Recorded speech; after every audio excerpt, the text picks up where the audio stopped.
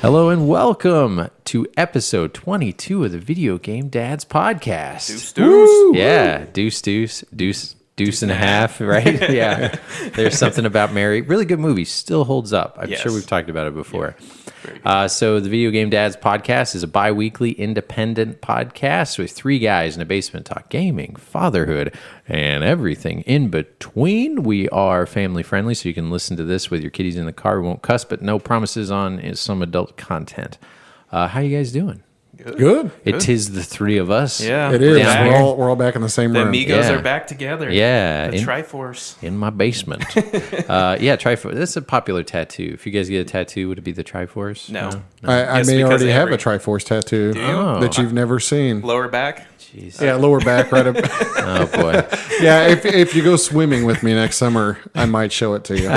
I will defer to the popular phrase from the wonderful movie Roadhouse with Patrick Swayze. Oh, great Putting a movie. tattoo on me is like putting an elevator in an outhouse. Just doesn't make much sense.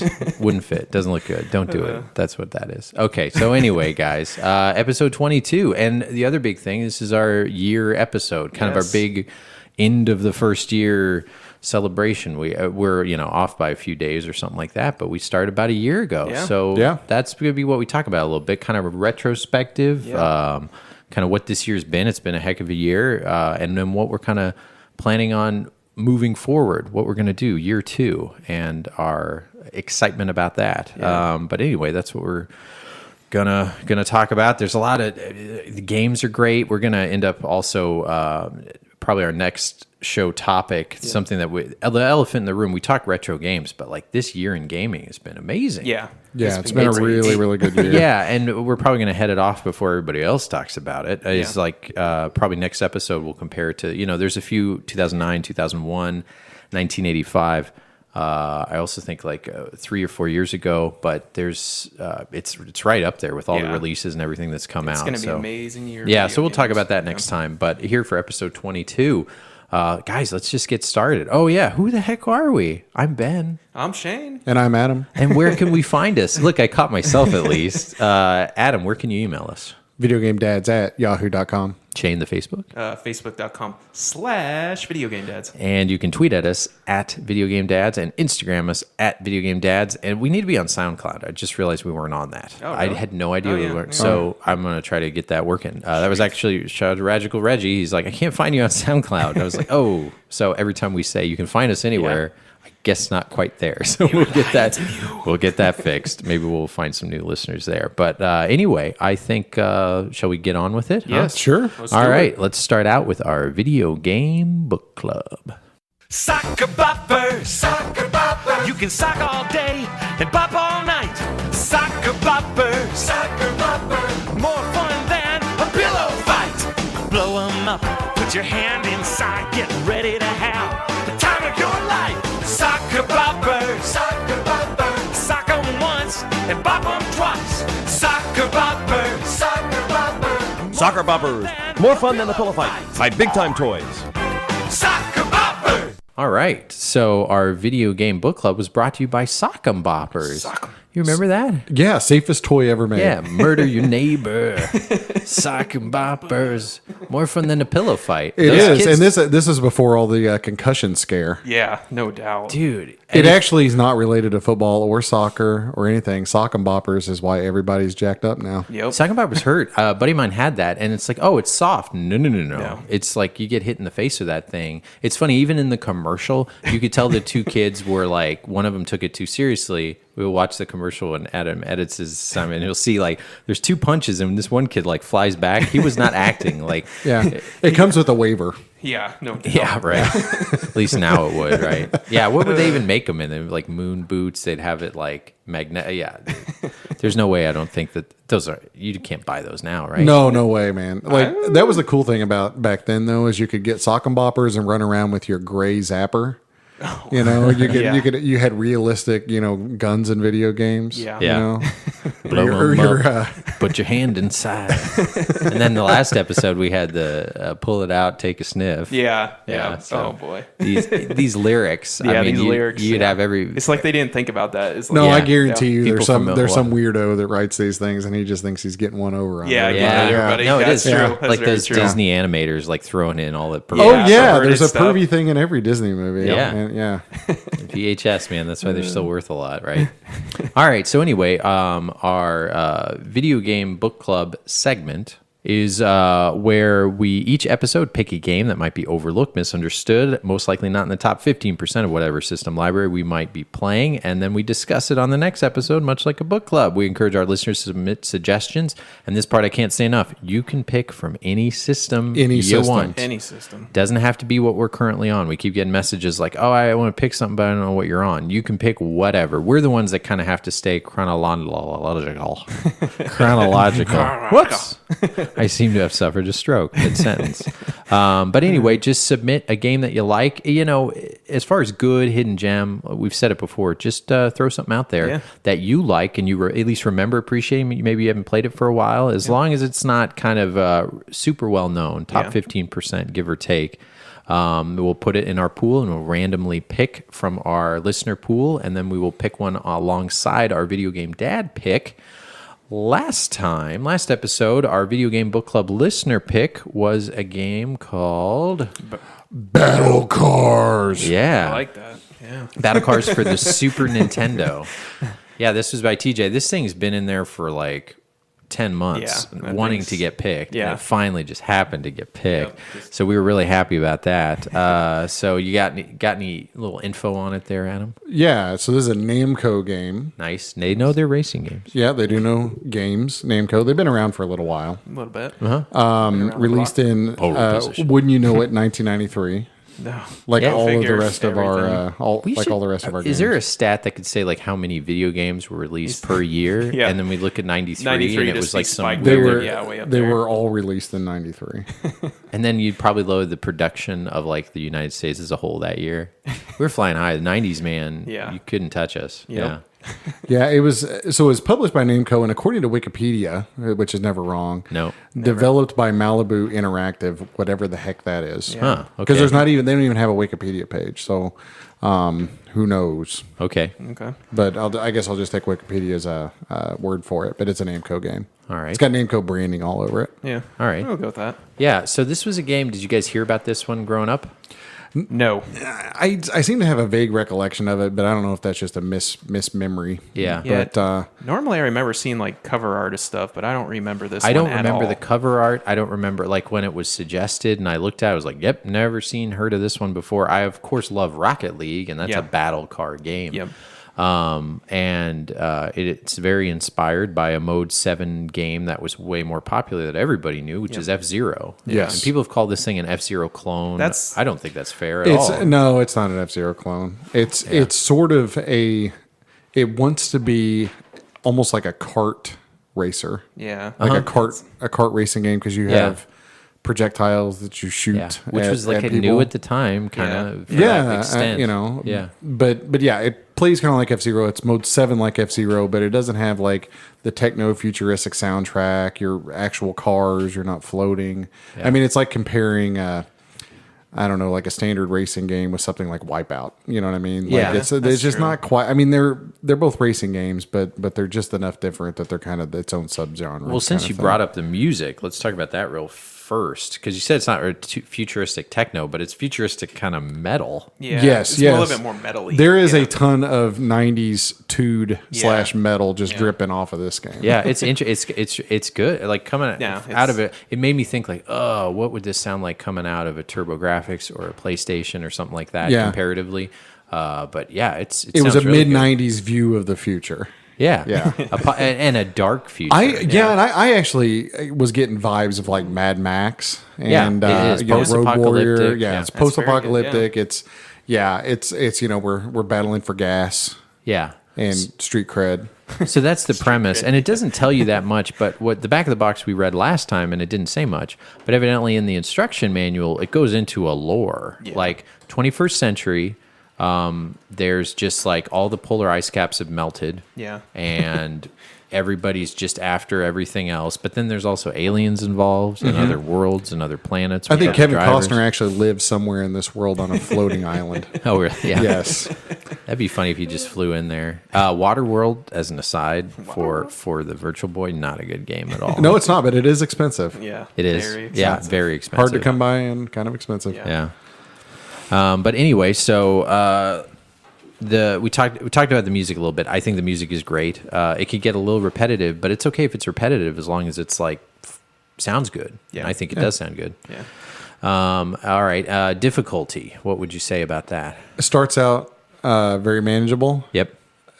Gets very unmanageable after a while. It really, it's like RC Pro-Am for the NES. It's like, man, this game's really cool. Then you get to A certain a certain stage and you're like, I cannot, that doesn't matter what I do. The game's going to cheat and I'm never going to get past this stage kind of just thing. like, ugh, I'm done. But I like the way, because you go to a new level and it lets you basically time trial the level. Yeah. Yeah. And then, you kind of figure it out, time trial it, and then you play the level again. But this time, you're fighting a future person from the 90s Yeah. Yep. who is like trash talking you before the race. Yep. So I thought that was actually kind of nice. Yeah. If I get trash talked, I totally want it to be from a future person from the 90s. Yeah. Especially some of those characters too. There's like a guy with a metal arm and like a drill arm is like some Yeah. crazy character. There's like Yeah, a doctor, but then she's all punked out and stuff. It's really weird. Yeah, it's not. Twisted Metal was not even a blurb Yeah, on the no. radar yet, and this thing, I don't want to say it feels like a budget title or something, but like so the racing is kind of different. It's not like Grand Prix style. No, it's almost like it's like Excite Bike turned into 3D. Yeah. So there's racers on your track, but they're just kind of procedurally or random generated. There to actually things. kind of mess you up. Yeah, they're just to mess you up. You're not actually racing, especially in the time trial levels. They're just in the way. Yeah. And when you're in the Like the the versus level. yeah, you're in the versus level against the other, person who's been trash talking you. They're just in the way again. You're not racing them. They're just there to mess you up. Yeah. Yeah, and there's I think 2 or 3 different. We already talked about the difficulty, but there's 2 or 3 different settings. But if you pick easy, you only get like halfway through the game. Yep. If you pick medium, you get all the way through the game, and then if you pick difficult, you get like a special bonus at the end. Did Yeah, you guys- if you I win, didn't do You this, get to beat be everything. you get to Yeah. be president of Namco. I know. Yeah, if you beat it on that, you're president of Namco. You get What do you this. get? Well, you get It's like a top-down view, sort of like a weird down. Yeah, you get top-down like view. Micro Machines pole position top down view Yeah. of the game, which like I'm not good at those games, so No. like that I didn't get that. By the Yeah. way, I didn't beat it on hard or anything, but I thought that was interesting. Yeah. So we talked about kind of the difficulty, the and it's also it doesn't hold your hand in figuring out how to play the game. Like when you first start playing, what I like about it is it throws you in there. You want to battle cars, you have to just hit like 4 buttons and then you start going. You do pick your car. From what I understand, all the cars are the same. They Yeah, just- I think so. They're like palette swaps, basically. Yeah. Different. Yep. You can pick your color. Yeah. Yeah, your colors you could change. We kind of and talk about stuff. the graphics. The graphics. I always feel like the graphics. Graphics It's like, with an it's- X. Hey, it's a Super Nintendo game that's a mode 7. That's how the graphics. No, I mean the backgrounds look really cool. Yeah. It's obviously got that kind of what is it like F1 race where the backgrounds like move in parallel, Yeah. but also but not in perfect conjunction to how you're turning itself. But all the levels and colors are very different. Yeah. The weapons themselves, I thought were interesting. There's 3 different weapons. They're all got really generic names. It's like missile disc or something. It's Yeah. like a metal generic. frisbee and that then you like shoot a at people. bomb Yeah. kind of thing. And I will say that makes it really fun. Like if I could play F-Zero with a wider track, not quite as fast, but still has a good momentum of speed, with weapons, and that you can upgrade the weapons, a la Super Off Road. What's that guy's name before Super Off Road? That's famous. Oh, crap. He's yelling at us. Send an email in. Tell us who that Yeah, guy. tell us we're an idiot. Al 'cause I Unser can't Jr. remember. Just Yeah. kidding. But so and so's Off Road, Super Off Road, great arcade by the way. You ever play that? That Yeah, the three-player? three-player with the three, Yes. I love spinning that wheel. And The going primary down that colors, turn. you got red, you got yellow, you got blue. Yep. I mean, it's the whole thing. Yes. I played that in Colorado recently. There's this special arcade that's like an outdoor arcade, and it's just sitting outdoors, Oh. which blows my mind. But they take care of them, really good care of Yeah. them. But like, I just love that. You spin that wheel, just fling it. And then so bring it good. back. You feel like you're just doing it's great. Yeah, Super Off-Road's a great game. I got sidetracked. But anyway, I think to like beat the game properly, if you know what you're doing, you could beat it in like an hour, hour and a half. It's not too bad. But you wouldn't ever do that as a kid. It would take you some time to get Yeah, through the it. races are pretty short. Yeah. I do think it has like replayability is something else we kind of bring up. Like I think it's how about this? For short burst gaming, it's got a lot infinite replay value. I think it's really fun. Oh, I yeah, don't especially if you're playing against somebody else. Yeah. which I didn't do. Did you? No, neither did I. I don't have any. I I don't have any friends except you guys. So What were you gonna say, Shane? I think the 2-player mode is actually a little watered down. That's what I've heard. Yeah, they So, made the tracks a little smaller and like the backgrounds aren't as good. And Yeah, stuff like it's that. funny. So It's it's like like it you was- would think it'd be really awesome, but then I think they had to do it that way just to get it to run and stuff. exactly. You know why? Because F-Zero Yeah, was that- two-player? that was a No, it two-player. wasn't. Yeah, it wasn't now on that I think purpose about it, yeah. because they would have lost that speed. Yeah. And F-Zero is fast. And that's so what fast. it had to be. Yeah. Like, did you guys play the F-Zero 64? Talk about fast. yeah, No, I never it's- played it Yeah, before. it's blistering. They do not yeah. sacrifice speed for graphics, and the 64 is real low poly. Like, there's not much going on. That's It why Yeah, looks but looks it cool. runs. Because But it looks runs at a so- solid 60 frames a second. which never is drops, crazy on a and- cartridge, Yeah. and we Yeah. can't do that crap on a PS4 Yeah. consistently. Yeah. I know we're now running processor. We've got way more like obviously. Yeah, the- there's Yeah, a but it lot doesn't have more. a. It doesn't have a. Whatever they called that reality engine. Yeah. What is it? What is it? I Project Reality. I can't remember what they called the crap in the N64. You know. Oh, Yeah, there's Ultra. some kind Well, of- yeah, yeah. I just remember Yeah. Ultra 64. Yeah, I think Well, the there's- Ultra's still in there. Yeah, They just took the name off. Yeah. yeah. 64 DD, double deuce, 22. But anyway, okay, let's see. So we've talked about replayability. We talked about length. We talked about graphics, music, control. The control I thought was adequate when you upgrade your car. It is. It sucks before you buy new tires and stuff. Yeah. So there's a FAQ out there, right? Those old like text only things that tell you how to play the game. ASCII. Yeah. And then the guy who made it, of course, in like 2001 or whatever, said that like here's the perfect stats for your car, so you could look at that to kind of help yourself out, because otherwise you don't know what to pick. It's not like Gran Turismo where it'll show you what's Gran Turismo. Did you hear about that debacle of that new game, by the way? So Gran Turismo Sport came out. You heard? Well, like I have heard that, yes. Evidently, there's a reason why they didn't give it a numerical value. I'll just say that. Like, it's not called Gran Yeah. Turismo 4 or 5, 6. Yeah.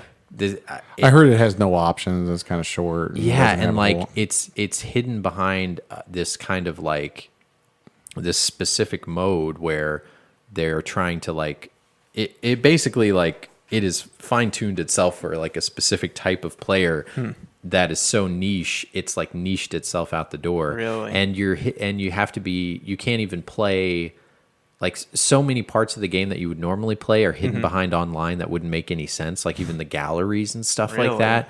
And it just seems like the servers weren't ready, and then when the servers aren't ready, you can't play the game like at all. I've just heard it's like been a big cluster right now. So anyway, I haven't played to it, go, so I don't want to guys. get too hard on it, because you never know. There's Yeah. They probably- could bring it back. I've Yeah. never been big on realistic racing sims, though. yeah. I mean, I I, was when I I was- appreciate Gran yeah. Turismo, but I've never really Yeah, gotten into I was it. when I couldn't drive. Now I'm like I could drive, and I'm like I don't want. Oh yeah, that's realistic. true. Yeah, that's a good point. I actually randomly picked up Gran Turismo for the PS1, the original, this week because I was at a game shop where I couldn't find anything that I wanted, but that was a really good price. It was like $4 or $5, Yeah. and it was complete, and the jewel case was Nice, perfect. yeah. And I remember playing that, but just like a lot of racing games that I don't want to say take themselves too seriously, or maybe they're just a little too hard, Yeah. and I don't want to beat myself against a wall. I play time trials, and I just try to beat myself. Yeah. So when a game, and that also makes you end up being better at the game. But getting the licenses, that first game, that first Gran Turismo was awesome. Yeah, Oh, just well, and it had amazing all looking. like the real cars, the Yeah. different Yeah. classes of cars. Classes. and yeah. And no one did that That's- before. They that's what made it cool. They Yeah. recorded Yeah. the engines. They had reflective effects off the cars, which no one did. Oh, I love the replay too. So that was the first time they did replays, and the And replays it looked were real. amazing. Yes, because it the looked so cool. physics were perfect. Yep, Yep, they were. I did. I over and over. What I would do is I would replay it, and I would wait because the replay would be linked to a song, and the soundtrack for Gran Turismo is also something that is notorious for being really good and Yeah. like forward thinking.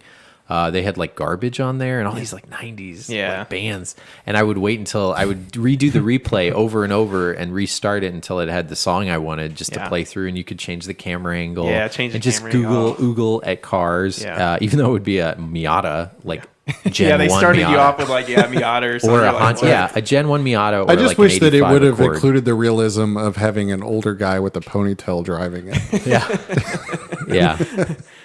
I never see a Miata without a 50-plus-year-old guy in a ponytail driving it. And I'm like, what are you doing, man? Man, You gotta Miata. move on, man. You Yeah, gotta move yeah, on. yeah. Stop trying, dude. It's like, you don't understand, man. 50-50 ratio, man. This thing's perfectly balanced. Perfectly balanced, bro. Yeah. I know. I'm not talking any trash on Miatas. Miatas are notoriously been really good, fun driving cars for not much money, and nothing else does that now. So I wonder who's going to be the 50-year-old with the ponytail. Me, man. Yep. I'll do it. I'll drive Miata. Actually, I'm too tall for a Miata, Yeah, man. you You can't. look like Donkey Kong in a. Yeah. Yeah, you'll have to bust the floor out and do it like turn it into a Flintstones car. Yeah, I don't need brakes. I got the balls in my feet. I got my heels. But anyway, the first Gran Turismo, I'm excited to pop that in. I want to see it again just to Yeah. like stroll Bring down back, memory yeah. lane. Yeah, Yeah. that'd be But good. anyway, back to Battle Cars. I think we covered kind of a lot of it. As far as recommending it, we kind of looked this up.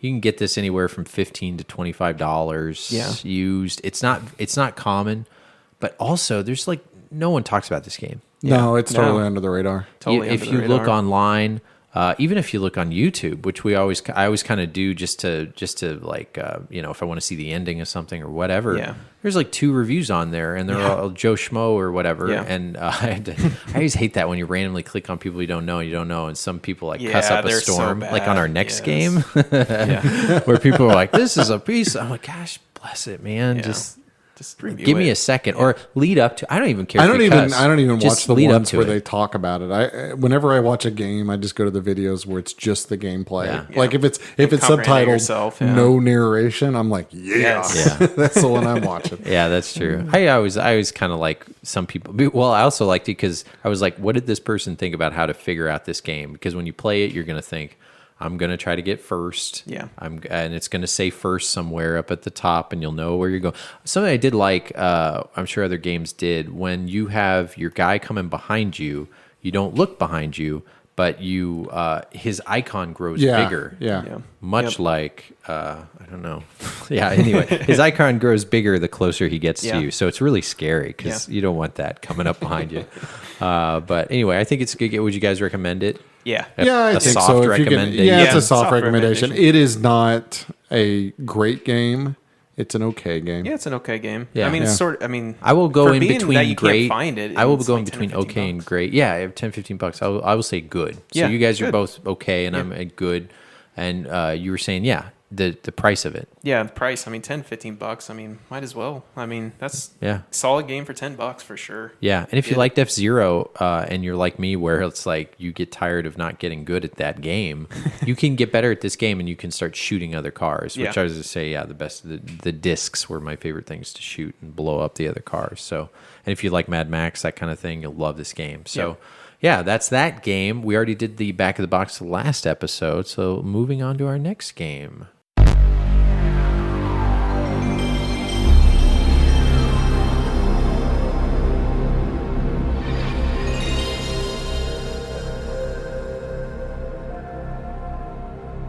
Our video game dad pick. It was my turn. And I picked a game again. Both these games are pretty good because I never heard of them or played them when I was younger. And that is Steel Harbinger. Steel Harbinger. Or Harbinger.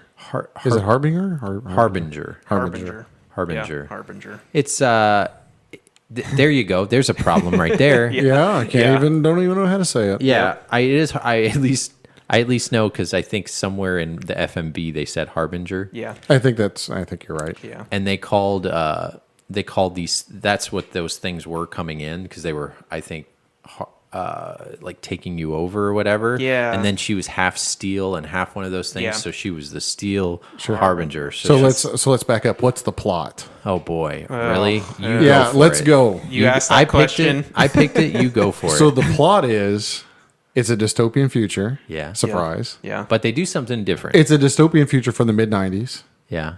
And there are like cybernetic aliens, I guess you would say, or the Borg. Yeah, but before that, Before the though, board, we got attacked by Oh, that's right. That's right. Mexico Yeah. and- No, or no. I don't Yeah, even the know. trade wars Yeah, broke the trade out. wars broke out. And Yes. so the humans were killing each other.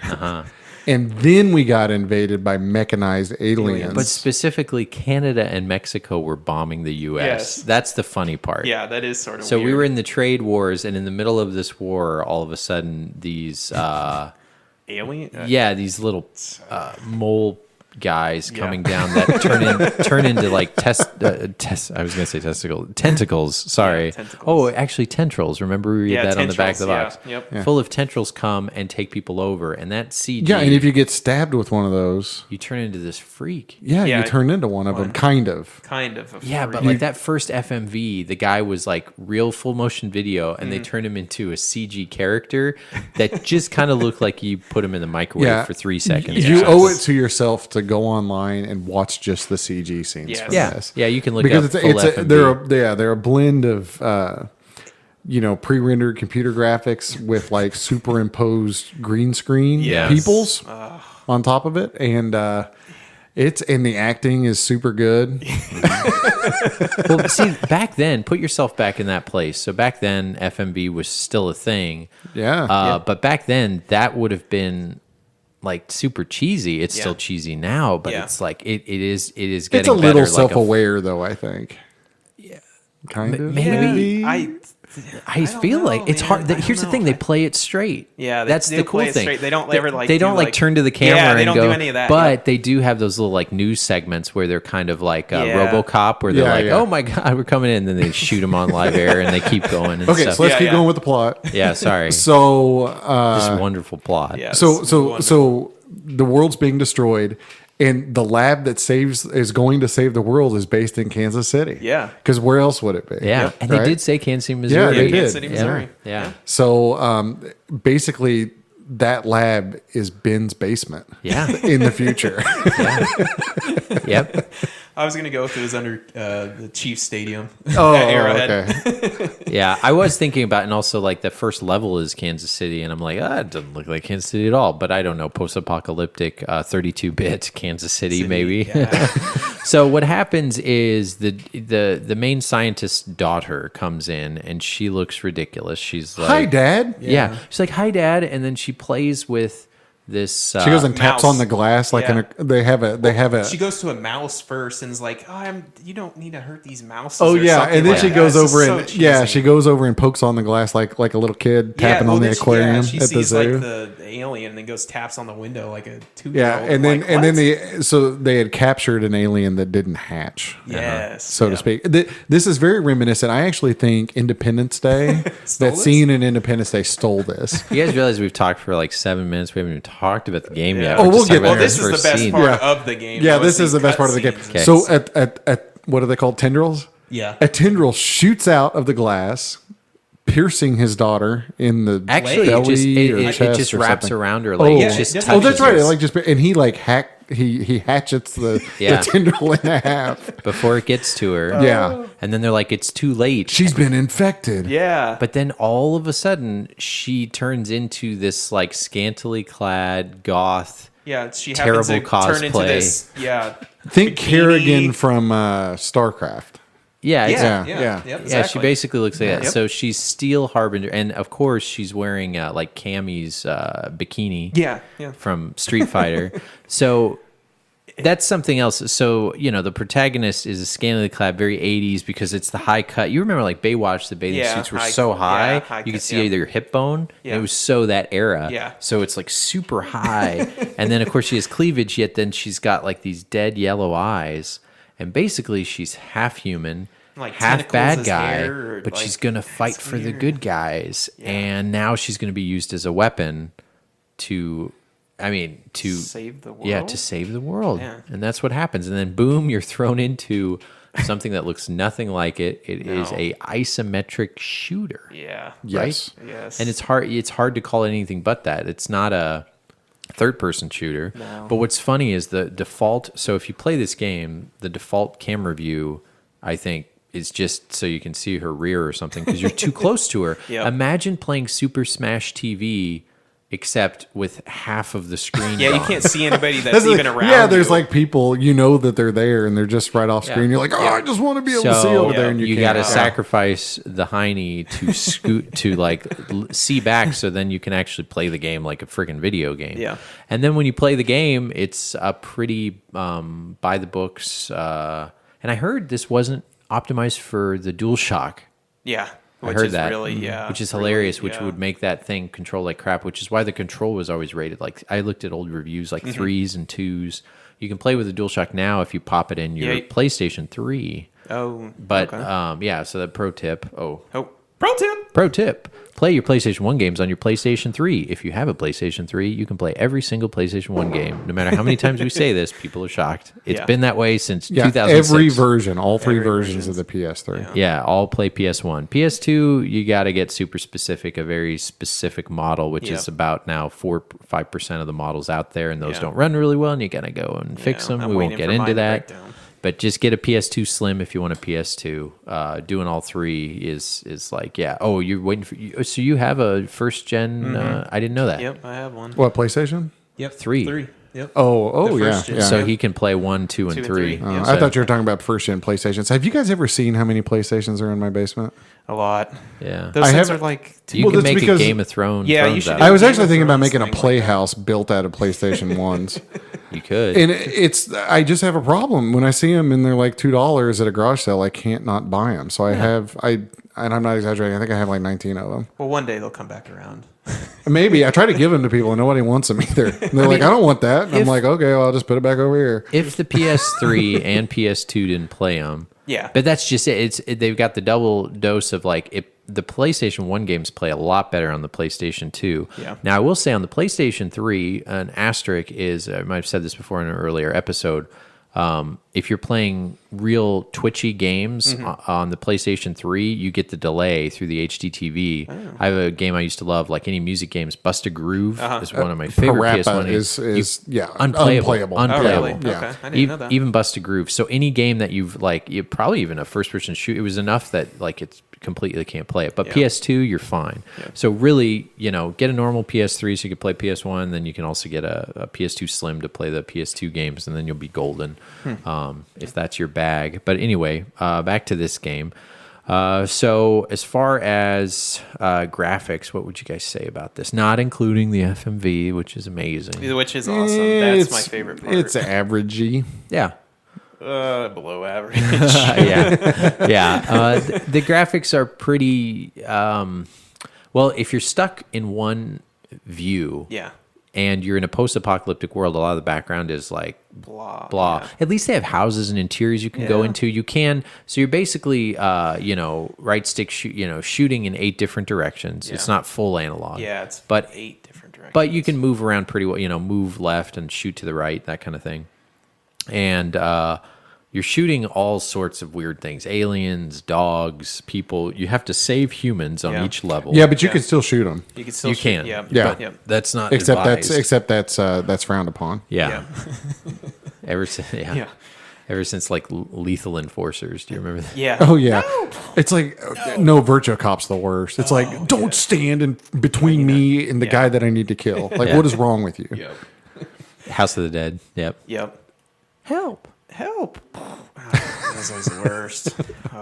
But anyway, so graphic wise, it looks like, here's the thing. It's not high polygon count. So things like the blocky textures, like Tomb Raider, which is a world renowned great game. If you look at the cutscenes of Tomb Raider and like people handing them stuff back to each other, they look like Minecraft figures because it's like you just had all these. You didn't have much to work with. Yeah. So at least some of this uses the flat sprite texture, which is like her, right? She's a flat sprite that just rotates. Yeah, I think that's so. true. Which I still think is the better way to go when you're dealing with that early of 3D. Yeah, it's like Doom. The characters in Doom, Yes. they're actually sprites in Exactly. a 3D or world. Mario Yeah. Kart, even up to 64. That's how evidently 64 ran so well. Yeah. So they went sprites instead of polygonal figures. Polygonal figures. I need to lay off the drugs. Sorry, I'm drinking over here. drinking over Sorry. here. Start hiccuping in. So anyway, that's kind of the graphics. What about music? What'd you guys think? Man, I'm just so mad. It was on this. it was definitely Yeah. music from the future 90s.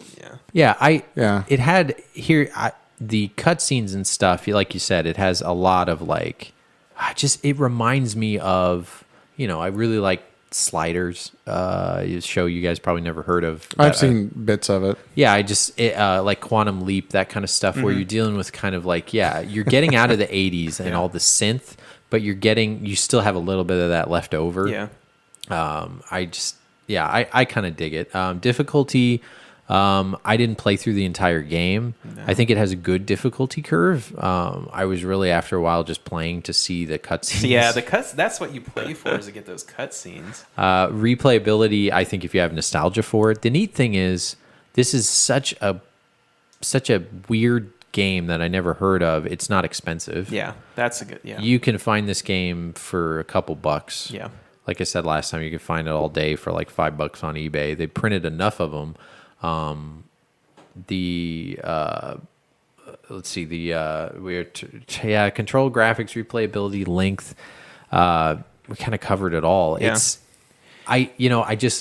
There's enough small little things that make the sum of its parts enough for me to recommend for you to spend $3 and enjoy looking at it. If this was a $10 game, I'd say no, unless you get it for cheap. But the fact it's so cheap, and if you're hearing this and we're making it sound interesting enough, it's definitely worth popping in your PlayStation. Yeah. Mm-hmm. For those cutscenes, it's worth it for the $3 to $5. It's like almost going to a bad movie, or renting a bad movie, knowing that's going to be bad, and just get the cheesy parts. It's actually comical and pretty good in that and way. a product of its time. Yeah. Such a product of this time. This kind of game wouldn't be made now, at least not to a point where you can't tell if it's trying to be serious or trying to be a video game. And I still think it's actually going a little bit B-movie, but it's actually taking itself pretty seriously. Yeah. Have you guys seen Kung Fury on Netflix? No.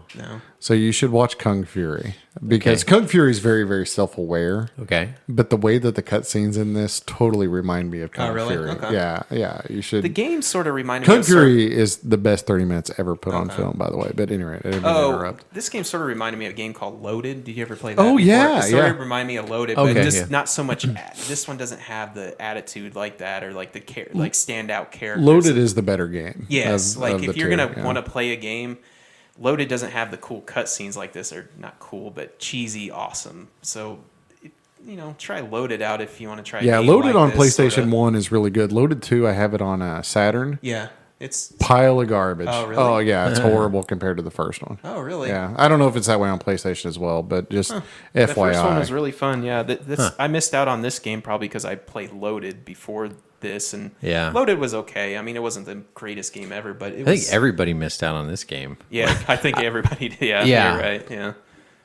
Who was I talking to that loves the PS1? Who's Reggie? Yes, yeah. So he talked about this when he heard our episode, and he was like, "I love Steel Harbinger." I was like, "Really?" And he just sent me a picture within 20 seconds of Steel Harbinger's cover, and he's like, "I want to talk about this." I was like, "Yeah, man." So we'll get to that in our next segment. But we totally want to start having more He's guests just carrying on. Steel But Harbinger yeah, I around want with to. him in I his actually now pocket. at this point want to hear his views on it, because he sounded like he had a lot to say about Steel Harbinger. And I'm like, heck yeah, I'm getting excited. I was like, how can we put you on speaker and try to get the Skype going when we do Thursdays or something? But anyway, I think that's enough about that. Yeah. A couple bucks, sure, Yeah, pick it up. absolutely. It's freaking weird. Yeah. It's crazy. Yep. Now, moving on. So we normally do our dad pick. Last time, Steel Harbinger was mine. I'm glad we did it. I didn't know a dang thing about it. And we're going to do Adam's, because 2 weeks ago, Adam couldn't be on. 2 episodes ago, he was on, couldn't be on this last episode. And he picked Legacy of Kain, the original. Yes. For the PS1. So we're going to stick with that for next time, and then next will be Shane.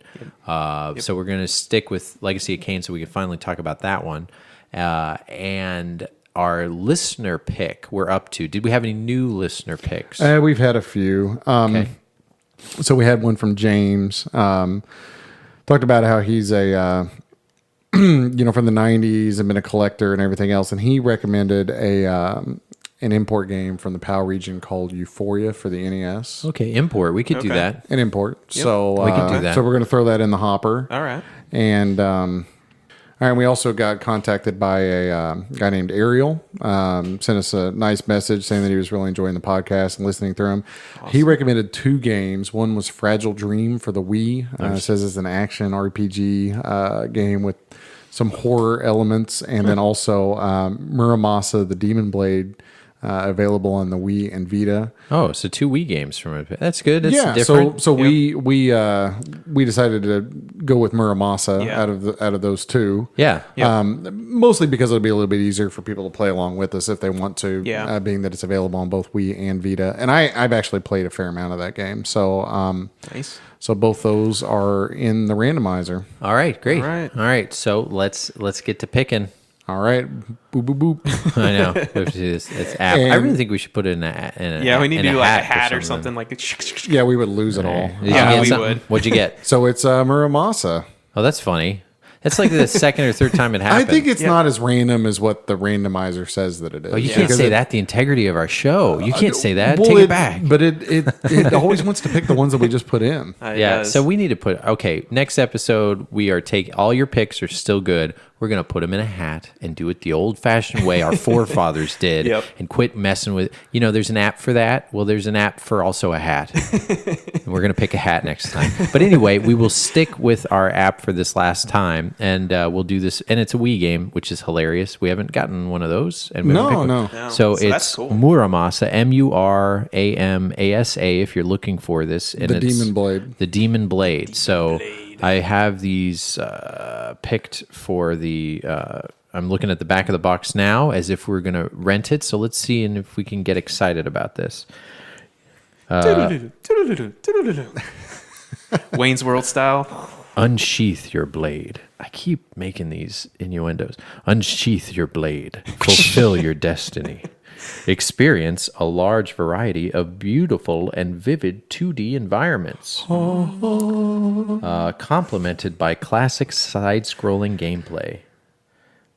Play as 2 distinct ninja characters, each with unique endings and battle modes. And that's it. And then it says the same stuff in French, which...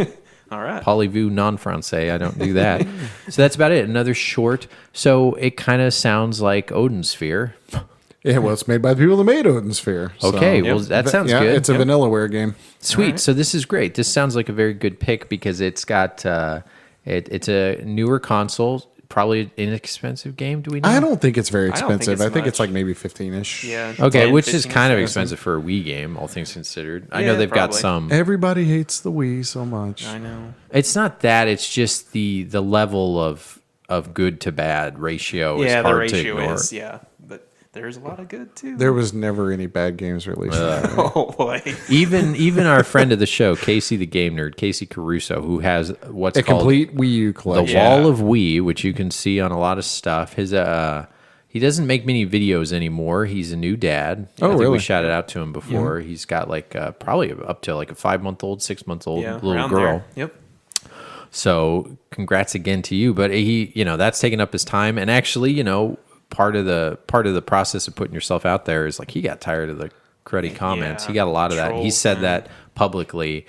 He got so many trolls. He was kind of tired of it. And that dude also cleaned up. He was one of the most impressive pickup artists I've ever Yeah, I had seen. And I'm never not seen talking anything about like like it. ladies. I'm talking about like he was Video- really good video at games. making connection. I mean, even him and I traded, and we've talked a lot and stuff. And I think, I shouted him out when he sent me that really cool last GBA game that only. So I like the fact that he likes stuff that also is not things that you normally collect. So Yeah. him and his wall of Wii, he wears it like a badge of honor. He says himself like. There's so much. No, Yeah. there's no bad games. Chicken Shoot is a classic. Shoot. I just think of the there's companies like Red Wagon, and there's just Yeah, all these there was just always- crummy every companies. time Cold you- Stone Creamery. Every video time you game. went there into was Cold Stone you could Creamery. you What could is go into that? like a 7-Eleven and they'd have like a big just basket of like Wii games. Wii Wii games, games. Big like, lots. Truck stops. Yeah, Dollar General. right next to the ring pops. You get your Wii games. Yeah, that system was innovative. It made Nintendo. I've never seen a company that's like, oh wait, what is this console? To everybody from 6 years Everybody. old to 900 years old is playing this thing and Yep. loving it. And the big thing that it had even over the Switch, which obviously I think the Switch is a better console, was that pack-in game called Wii Sports. You Everybody technically played it. you Everybody technically, loved if it. that's all you had, you'd still have a lot of fun with It's that almost thing. like everybody put that system down at the same time too, because they all just collected dust. Like I don't know. I still like mine. A video game, and you would go over there and just dust all over it. You're like, Oh, I know. man. I didn't touch my Wii for like a 5-year period or something like that. I got it back in 2006. I think I told this story how I went to this Walmart in the middle of nowhere and got it and loved the heck out of it and played the games. But then as things were going into HD and this thing looked like Vaseline smeared on the screen.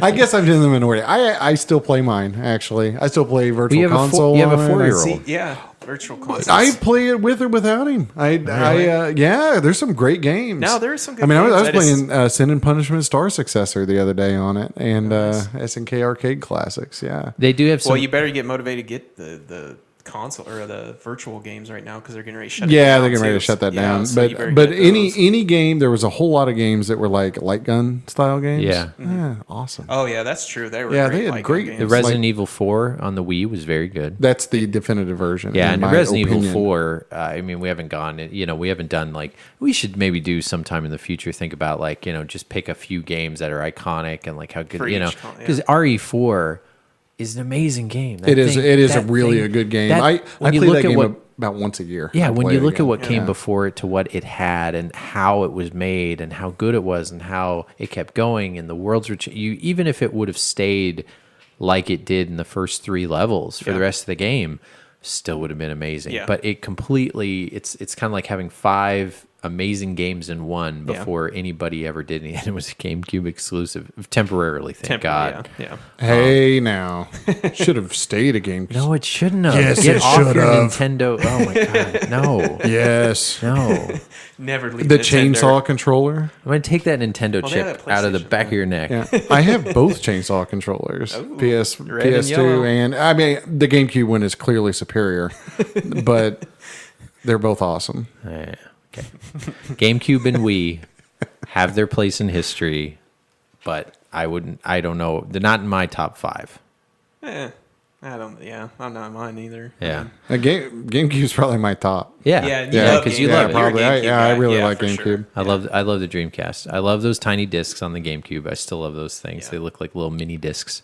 But anyway, so that's going to be our Video Game Book Club picks for next episode. The Video Game Dad pick of Legacy of Kain for the PlayStation 1 and Muramusha Muramusha. for the Miramaza. Nintendo Wii. So something different. Yes. And see if you could pick this up. Who knows? Maybe it's at GameStop real cheap or something like that. But anyway, that is our Video Game Book Club. Our podcast is about a year old. Yeah, it's about a year old. We finished year 1. And quickly, Shane unfortunately had to go home. He had his babysitter for a set amount of time. He wanted to stay for this next segment, but we'll just include his thoughts on to the next one. We wanted him to be here too. But yeah, so we just kind of wanted to talk about this year. This year, yeah. So year 1, I kind of compiled a couple little stats, not anything major, but I went back and added up all of the time that we've released on the podcast over the last year. And too long is the answer. Yeah, too long is the answer. So we put out 40 hours, 56 minutes, and 30 seconds of content. Wow. And every bit of it was like, I won't say it's the same level as the Bible, No, you shouldn't. or it's maybe not quite as important as the printing press, but There, it's right. Yeah, it's right above a pamphlet at a hotel, yeah, and right under the nutrition facts at McDonald's. there you That's go. where I put that's it. So that's we're where, on a that's where different we're level. at. Yeah, No, so okay, 40 hours total. That's pretty cool. The other thing that I appreciate is our interaction with our listeners. We've kind of said it before. When we started this gig, we were expecting a couple hundred. We were hoping for a couple hundred downloads in the first 3 months, and then we were hoping for like roughly, something like, it'd be cool if we had like 2,000 or 3,000 the first year. Because as far as podcasts go, it's kind of hard to break out because everybody thinks of a new podcast. But we will give ourselves a little credit. We did do our homework at least from the get-go to at least try to do something a little different, and we at least had a few things that we aimed for. And for the most part, I think we stuck with it. It's been neat kind of creating new segments as we've grown. It's been fun to hear people who like listen to all the episodes or listen to them in weird orders, like backwards and every other. And Yeah. And if you actually do play the episodes backwards, you get subliminal messages. Yeah, we talked about that before. It's very true. Don't do that at all. Yeah, It's it'll gonna make sound you spend terrible. all of your money on video games. Yeah, don't do that at all. That's the other thing that's been a common occurrence. We've had a lot of our listeners, probably to the chagrin of some others, that are just like, hey, you made me go back and spend money and play some games, which That's is right. awesome. You've ruined my retirement. Thank you, video game dads. Hey, you're join, welcome. Yeah, join the club. But anyway, so we've done 22 episodes in a year, what's 52 weeks in a year, right? Yeah, we're not quite bi-weekly. I mean, No. and actually when we started, we weren't hard on exactly how much We didn't time even know. we were gonna go between episodes. But We did some a couple weeks in a row. We did one where just a month, but we found that obviously we try to be our consistency level has now gotten a lot better. I think our editing has gotten a whole lot better. We've kind of realized like little fun things like our transitions and things like that. We've learned to kind of keep them short. Originally, like Adam and I, when we were always trying to make cool like sound effects and long things, and it turns out for whatever reason, I guess you guys want to listen to it. It's so weird to make 2 hours of us talking, and we're like, oh God, let's just throw in some music. I can't hear each other anymore, but. Really, it's just best to throw in a 2-second quick segment. And feedback, from people has been really good over the last year too. Like, constructive, like, hey, maybe you think I ought to think about this, or maybe you could look into that, or hey, what do you think about this kind of thing? So it gives us things to talk about, something to share back, that kind of thing, and it makes us better. So and we appreciate all that kind of stuff. And again, we always talk about like YouTuber's not the right word. Content creators. Sure, there you content go. creators. But there's a lot of negativity out there where you make something and then you put it out there to share with people, and then people just like poop all over it and tell you that you're a moron. And we haven't gotten much of that, thank God. No, we haven't. Because it is some effort to do this, and we actually do spend our own money, to put all this on. So it's a hobby. We don't get paid for any of this. We go in the red, but part of that we should say. I mean, we have enough listeners. We could probably. I don't want to say fleece. Content creators don't fleece. Not all of them do, but we've kind of made a choice where, we kind of have to feel this is a free content. We want to make it as good as we can. Yeah. But as of right now, I'm not saying it wouldn't be in the future, but as of right now, we have no plans of like Patreons or these kind of things, mainly because we're giving you all we can now. Like, I don't think we have and I any- don't want to be beholden to people for, hey, you're supporting me, so I have to do X the way that you want me to do X. Sure, that happens a lot. Yeah, it does. And I mean, people say, well, I'm paying you, so I expect you to do things a certain way. Yeah. And I think this allows us to kind of do what we want to do, for lack of a better term. Hopefully do what our listeners want us to do too. But I don't want to alienate some listeners for the purposes of other people who are contributing or whatever. Yeah. And I don't think that most people who contribute to things like Patreon are looking for that kind of thing. But or PayPal donate. well, or whatever. and at the end of the day, we're really busy people, and that's one more thing that we would have to figure in, making us more busy and maybe take away from the podcast. So but as far as the future goes, or the things that we would like to do in the next year, we've kind of come up with a few ideas, and we'll use this episode kind of as a benchmark to see how good we did. When we get to year 2. So one idea was we start maybe having more guests on. Yeah, that would be good. So interviews, I can throw out a quick shout out right now, actually, because I was a guest on someone else's podcast. Rocky Mountain Slackers is a podcast, relatively new. We were contacted, and if you want to listen to their latest episode, there's about a 30-minute episode where they interview us. They're a video game news, new content, kind of guys like us, where they just get together and talk about new stuff, old stuff, things like that. But he reached out because they found us searching Video Game Dads, and part of that. So anyway, if you want to listen to a little more behind the scenes interview, please check that out. It's just me, I thought it went really. I've listened to it. I thought it was great and a great opportunity, and that's something that I kind of want to do in the future. Sure. Is have interviews. But right now, the only thing holding me back is like time and also logistics. I want to keep consistency going because I don't want it I want it to sound well, and I don't even know as far as what's best to do Skype. I think Skype works pretty well, but I know I'm going to have to research it a lot, and then also I'm not even sure if our listeners want that, because we haven't heard a whole lot of that. I just know I kind of want it, and I like it, and I like that. But surprisingly or not surprisingly, if you guys don't run podcasts, most of the time when people bring guests on, not necessarily is that spike anything, or sometimes listenership goes down. We could talk about it now since we're doing retrospective. Adam's Vectrix episode was great. We did a little mini episode. We were going to do more of them, but we didn't get many listens, unfortunately. Yeah, I don't know that people really responded to that much, or really liked that kind of stuff that much. I think, here's the thing, to give yourself credit, they liked it when they listened to it. But as far as the percentage of people that listened to the mini episode compared to our other episode was like 5-10% of our listeners actually listened to that, which means it maybe wasn't worth the effort. But if you please go back and listen to it, because it's very good. He basically gives you a perfect nugget-sized bite of understanding what the Vectrix is and how good it is. But that's part of experimentation. We probably won't do it because of that, right? Yeah, well, I mean, you want to create things that people want to listen to, exactly, primarily. Yeah. And that being said, going forward in the future, if there are things that people want to hear, it would be nice if they would email us at videogamedads@yahoo.com and let us know. Sure. Or if people say, hey, that's a terrible idea, or maybe I don't like that as much, or hey, I like the way you used to do this, or could you go back and maybe incorporate that kind? Any of those constructive criticisms are nice to have. Yeah. The feedback is very nice to have.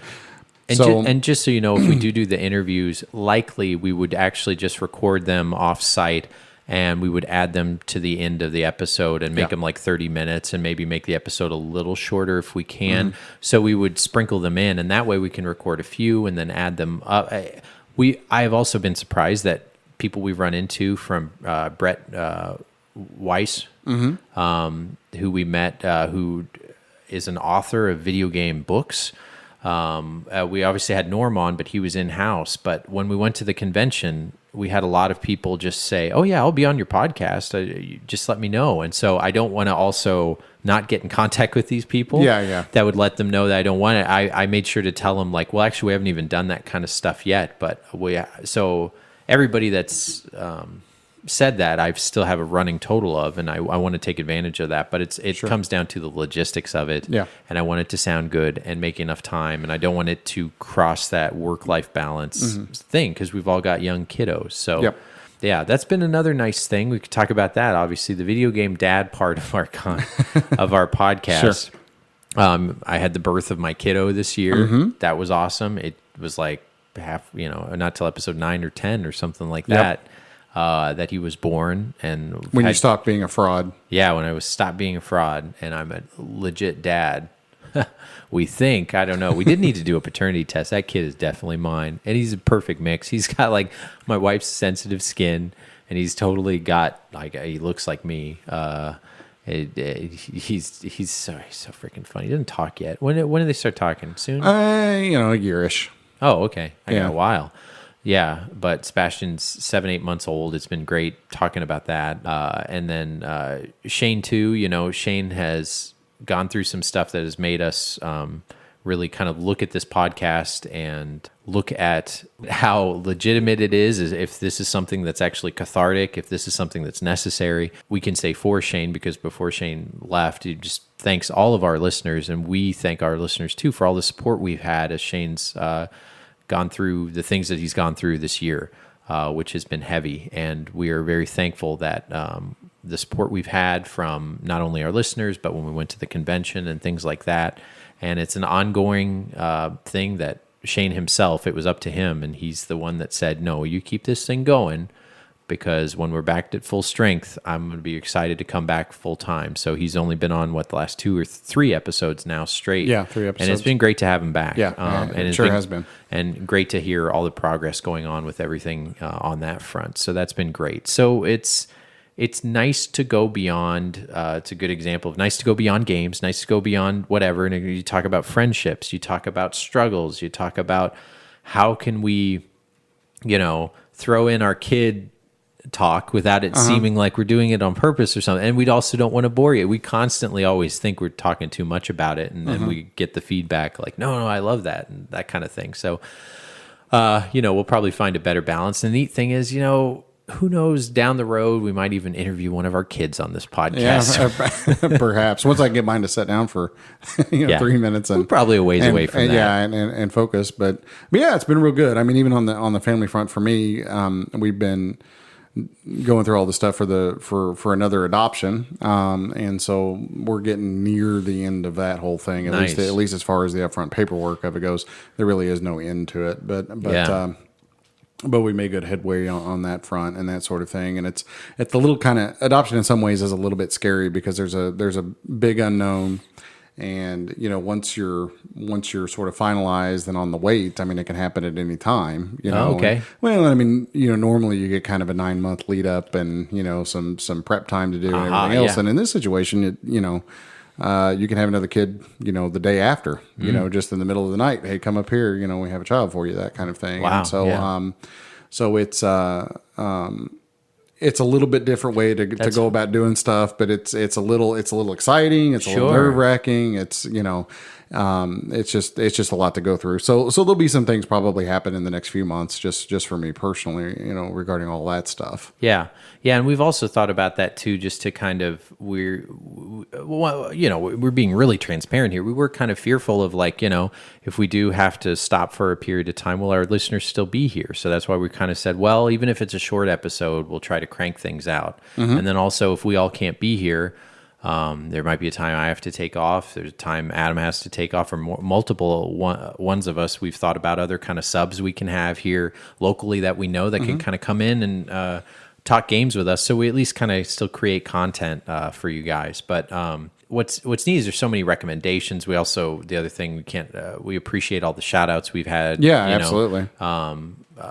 Just people kind of hearing about us, or friends of friends, or they see us on a I don't know, our t-shirt on a channel or something like that. We really have been really happy with how we don't know what we're doing. We're very upfront about that. We've all been trying to figure all this out. We've had an idea what we want to do. Yeah, and it's a learning curve. I think year one's been pretty successful. I think we've learned a lot this year. I think I think we're getting better. I mean, when I go back and re-listen to things, I think we're progressing and getting better all the time. So I'm at least at this point pretty happy with the way things are going. And been really happy with it overall. And honestly, like coming in and recording and all that sort of thing, this is one of the highlights of my time. I do like.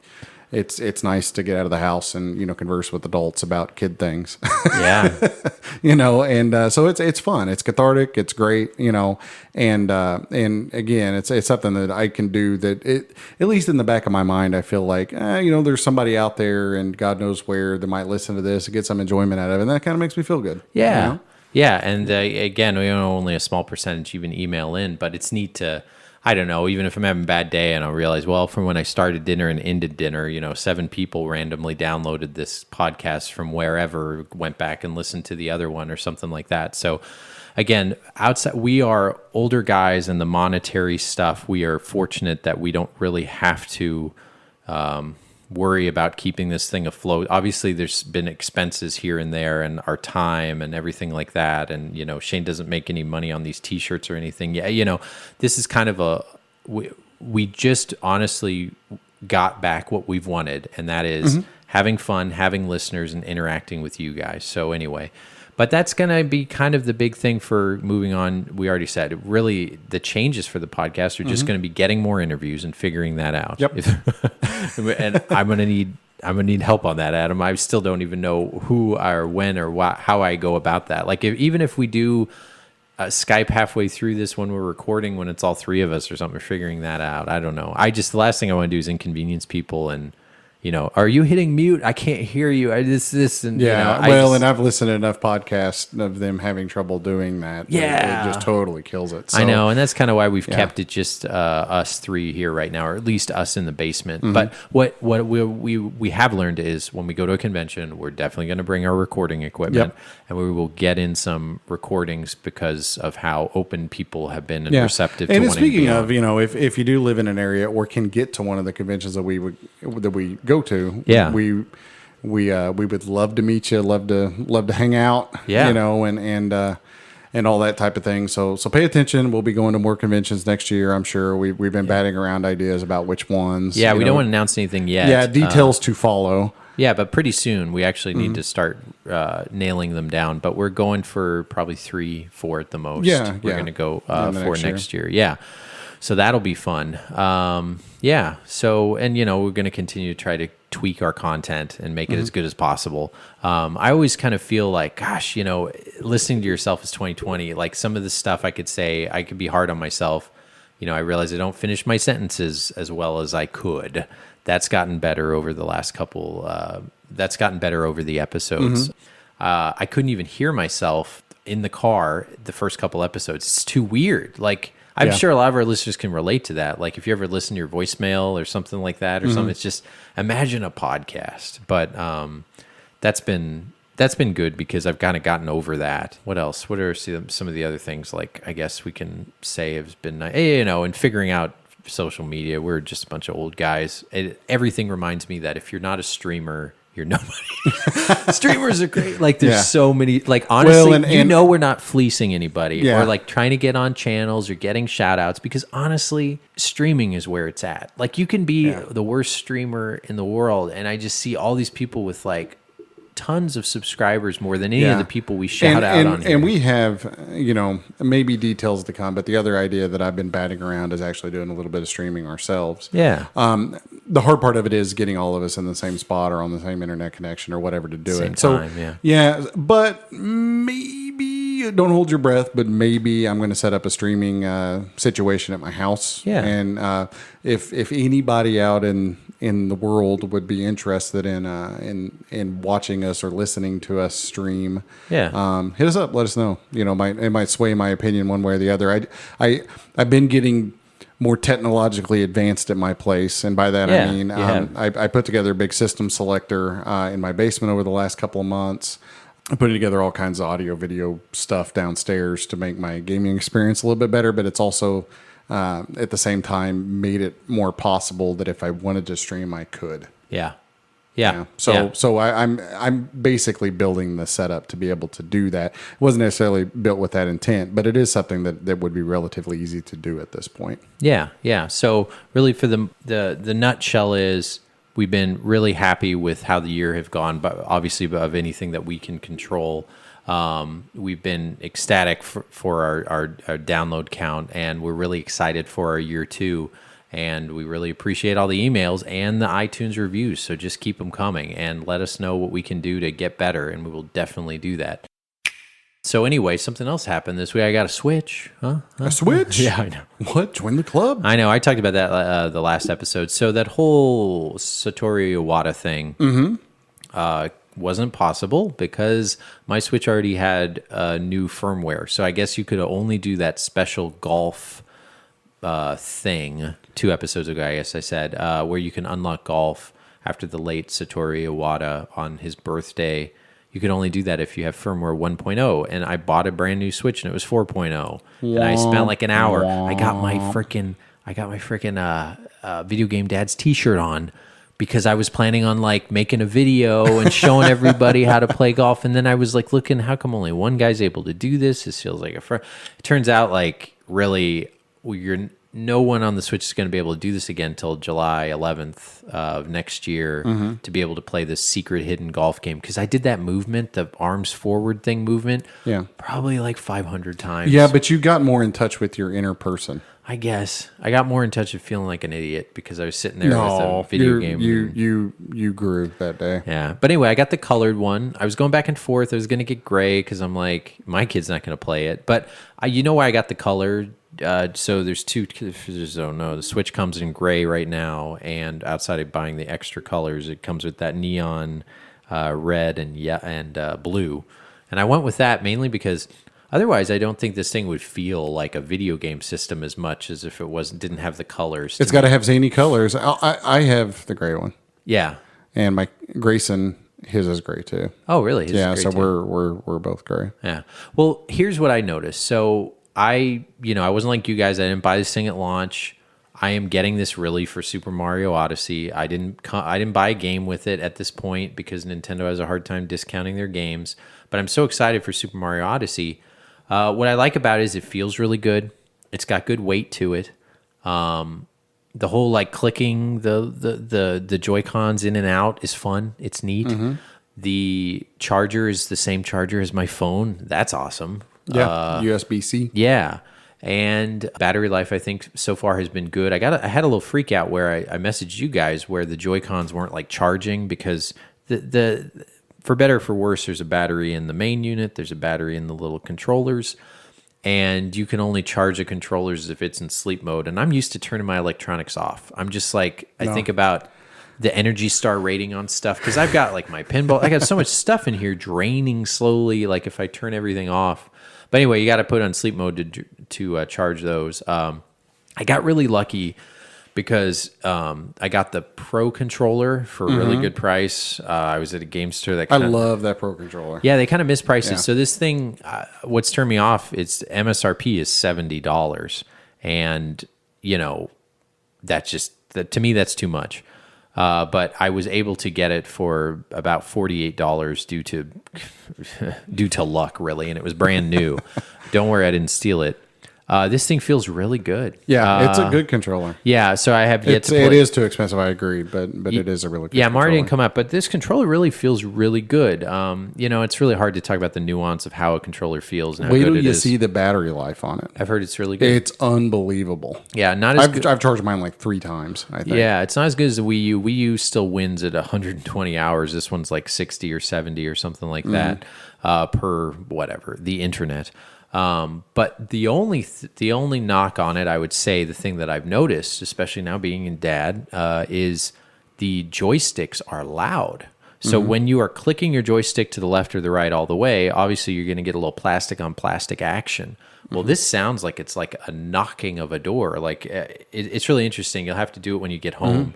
Check out your PlayStation or any other console and move the joystick back and forth. But when you move it back and forth and it hits the plastic, it makes this hollow, loud noise to the point where like I'm under my kid's bedroom and I had to like move to another room because I think I was waking him up. We could do it after the podcast. You were just really excited. No, I'm just moving it as per usual. And it's a weird thing, but it's a loud joystick to the point where while I was playing, I noticed like, God, this joystick's loud.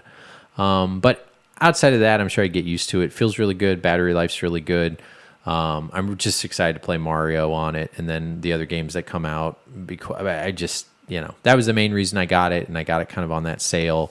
Yet to really play anything on it. Looks good. Looks like a Switch, but that was my pickup. I know we didn't really say we were segueing to any kind of pickups or anything. I don't know about you. We can't really do the handheld holla without our guy, right? Do we want to do this segment? Should we do it or do it? We can try. How about we do your editing? Make it not so loud, I guess, because Shane does it real good. Okay. So all right, we're gonna do our handheld holla. Oh God, I think I just heard myself losing listeners. No, this is they're the best and worst idea we've ever had. Come back, listeners. Sorry. Our handheld holla is a quick segment where we just shout out some nice portable games we like because the portables don't always get the love. So these are just games we recommend. You want to go first or shall I? Go ahead. Oh no, you can't tell me that because I already forgot what the heck I was going to pick. No, I didn't. Here we go. For the Game Boy Advance, there's a game called CT Special Forces. Let me tell you about this game. This game is, I'll say it now, a hidden gem. They made 3 of these games. The first 2 were available in North America. The third one is a European exclusive, but you can import it because the GBA is region-free, people, in case you didn't know. Just like a few other consoles. But anyway, as a handheld, and the Game Boy is too. Game Boy before, DS probably, was region-free. I think then it started to not be. But CT Special Forces, let me tell you about this. This is a Metal Slug type game, and dare I say it, throw me your hate mail. I like it better than Metal Slug. Boo! Yeah. Have you played it? No. Okay. So here's the thing. It is basically kind of like I love it. It just reminds me of it's back in the day in the old retro games. There would be clones, but sometimes clones wouldn't just be money grabbing, kind of like the Wii title shovelware, like play this carnival game. It would actually be a clone, but sometimes the clone would turn out to be really good. What I don't like about Metal Slug is it's a little too run and gun. It just doesn't give you much time to pause. And what I like about CT Special Forces is the enemies are a little less frequent, and the camera is a little closer in. It is basically kind of like a military espionage shooter, 2D side-scrolling. You can go up, you can go down, you can take over tanks. But it is, if you're a Metal Slug fan, you should definitely play this game. Not many people know about it, but if you search around people's obscure favorite games, you will see this thing pop up. CT Special Forces 1 is great. 2 is great. I like you're not, and it's an inexpensive game. The third one is called Back in the Trenches, which I even imported because I like this game so much. If I had a personal top 10 of GBA, this would be in it. So if you like Metal Slug or kind of like Metal Slug, even play this game because you will be pleasantly surprised. And like I said, I think it is better than Metal Slug. I'm going to pretend you didn't say that. I know. Well, again, I'm not a huge fan of it, so I guess I could say that, right? Yeah, I guess so. All right. What's your pick there? My pick is Clubhouse Games for the DS. Clubhouse game. I don't know this. What is this? So it looks like a really boring generic game, and it kind of is, but it's not. All right. So it's a compilation game, and I'm honestly not sure who developed it. I think Intelligent Systems are one of the Nintendo subsidiaries, kind of. But anywho, it's got a bunch of card games on it. It's got all your standard old-timey board games, things like checkers and chess, backgammon. Oh, I've heard you talk about this. You know, it's got pool. It's got like darts and stuff, so like pub house kind of games. So this is compilation of generic games. Like, it's got a bunch of like domino games on it. Okay. So if you're an old man, you're gonna love this game. Yeah, this seems like what the old lady on my flight next to me would play. It's actually a lot of fun though because they're all really well done. It has all of the rules for all of the games in them and there are games in there even that I'm still unfamiliar with. But it's one game that you can put in your cartridge into your DS, and you can ad hoc Wi-Fi to anybody with a DS around you. Oh, okay. So if you have multiple DSs, they don't need the game. They don't need the game. Cool. And they can ad hoc onto yours, and you can play together. So this is a game that I have taken home with me to Christmases, family get-togethers, and all the rest of it without having to carry a big box full of board games and so forth. That sounds like the best sell for that game. And it's awesome. Yeah. It's great, and everybody can play it. And it's really good renditions of all of those classic games. So good.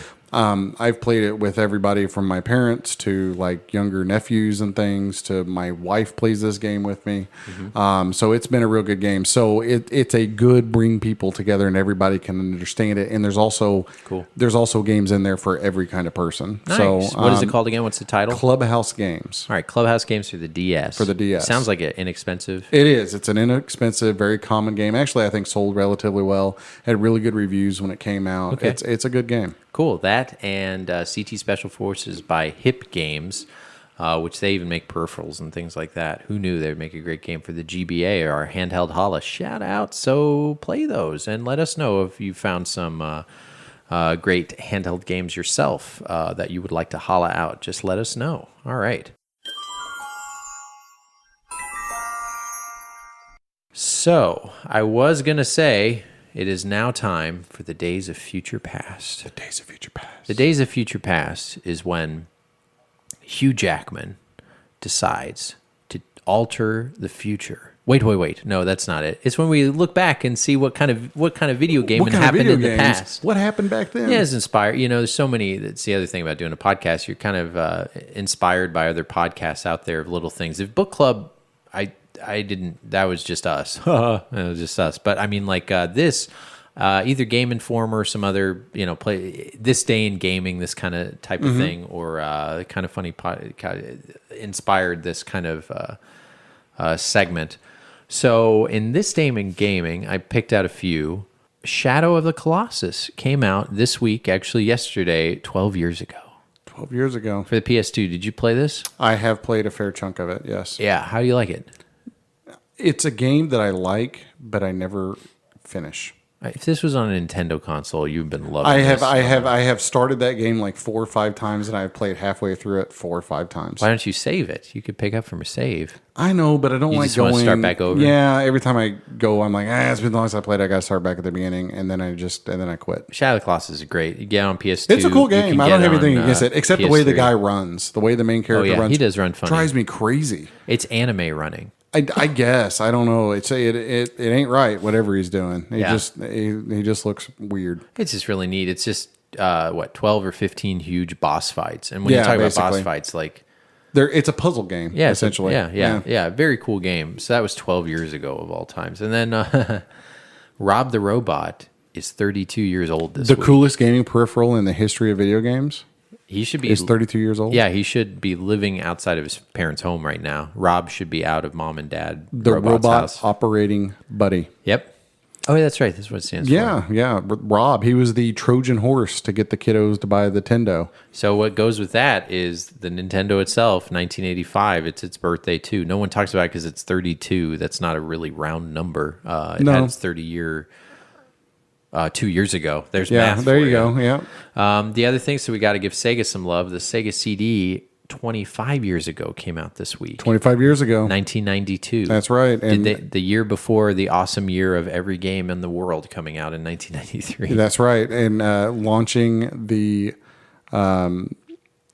all of the stereotypes and legal battles and congressional hearings What? that came Oh, along yeah, with the yeah. Sega CD. Yeah. So, do you know the launch games for the Sega CD? I don't know this. I don't know them off the top of my I head. know our friend, the Sega CD. There were some Universe, pack-in games regular. actually that came with the Sega CD originally. There was like a music video editor with Crisscross.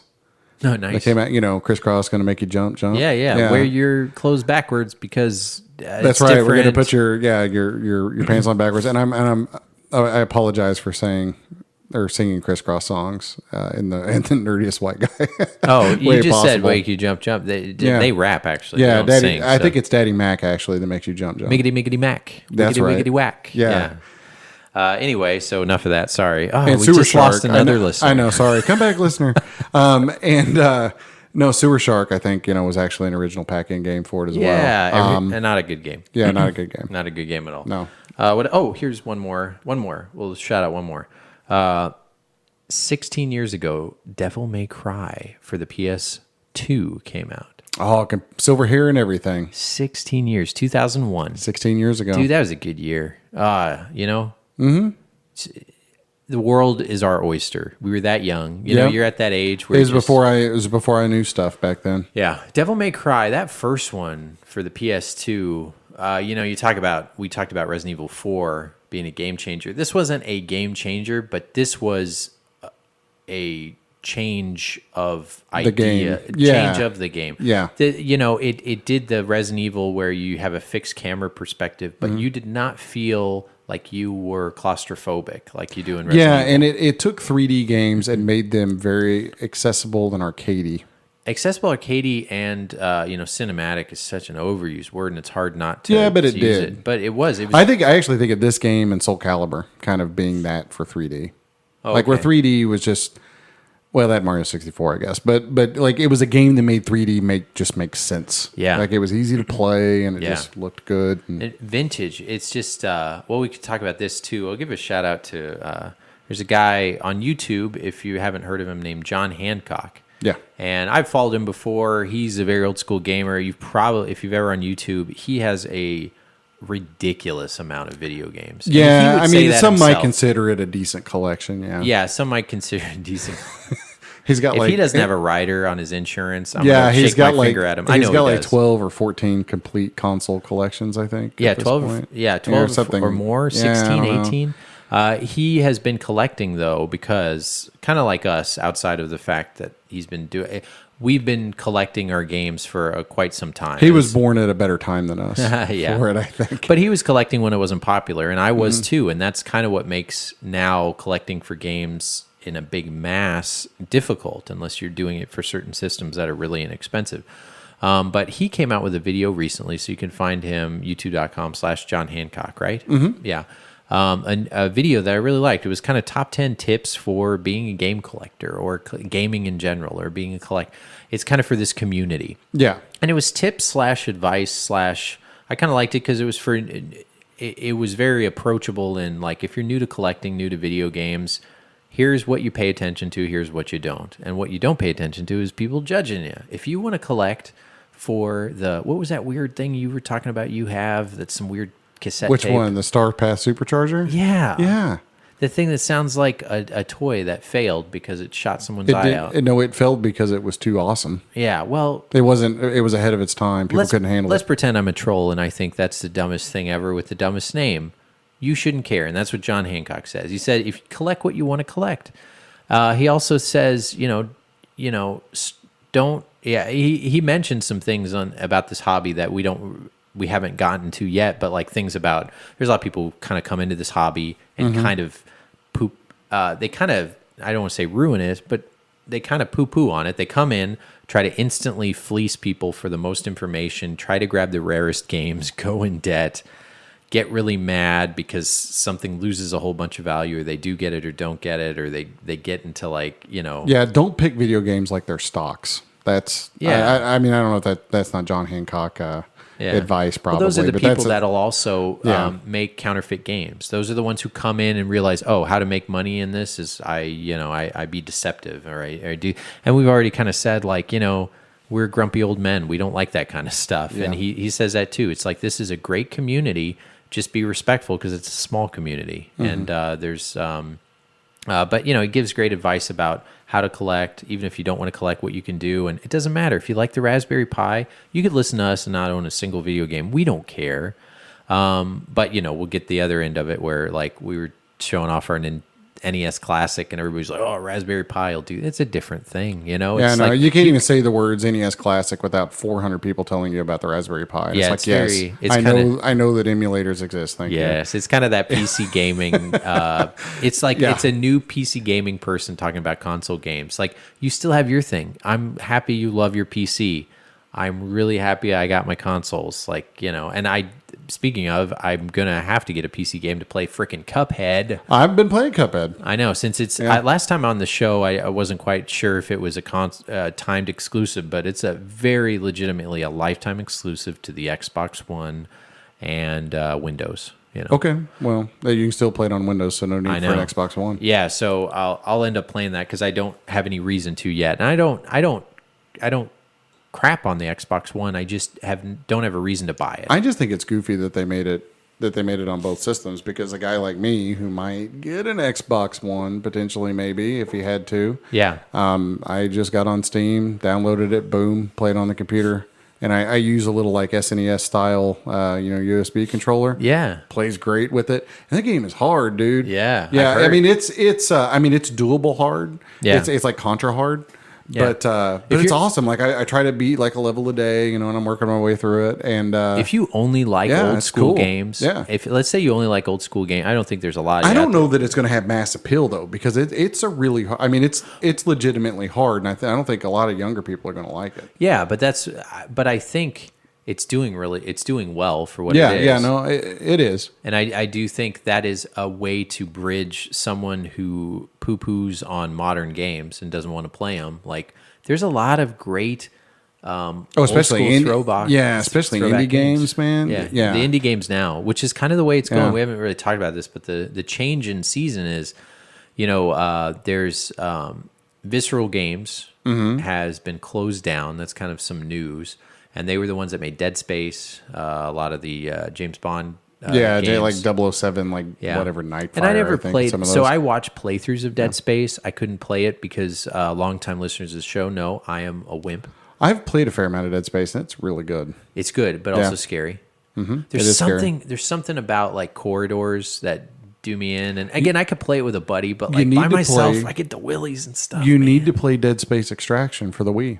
Oh, I have it. Oh, so I you? did play that. That didn't count to me because it's an on-rail shooter. Yeah, but it's a good game. It is a very good game. There's a PS3 version as well of that. No. I think no. Yeah, no. It only was for the Wii. Maybe it was downloadable. Oh, maybe that's what it is. I was Yeah. thinking there was a PS3 version, but I could be wrong. It might have been downloadable, but it wasn't a physical copy. The original Dead Space games are definitely like space horror, but like They're like Event Horizon, the game. yeah, which is why I don't. Event Horizon scares the shiz out of me, man.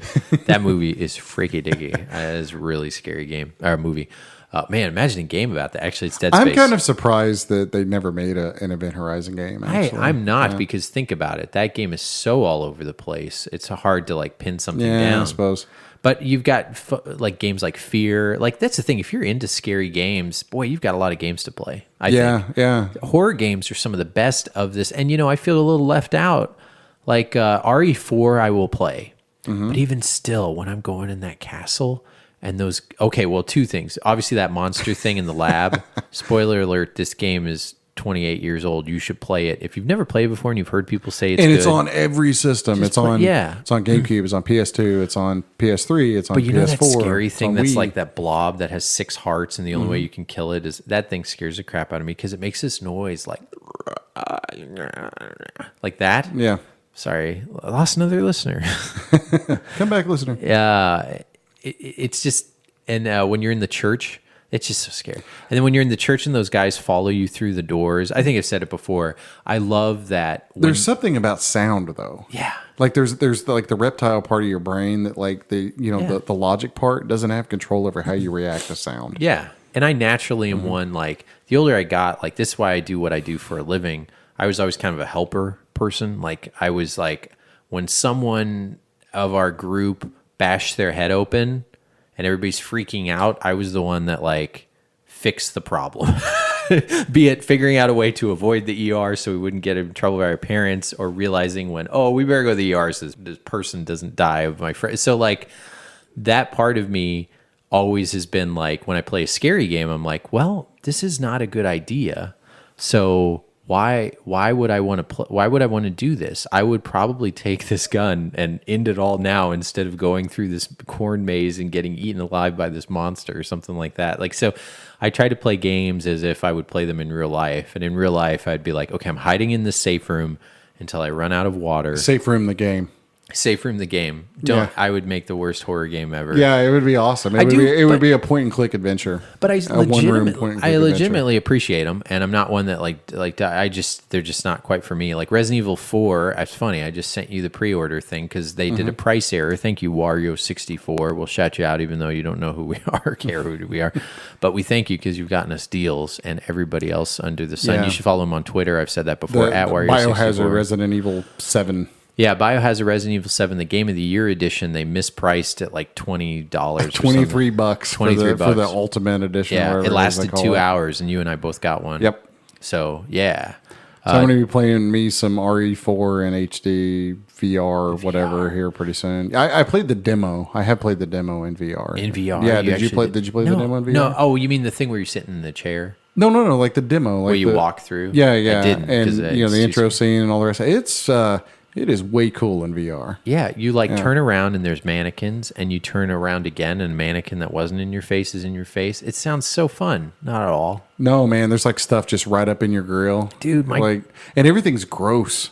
Like it's all gross. Oh, man. My coin purse just jumped inside my body. The way you're talking about this is just making me uncomfortable. It does.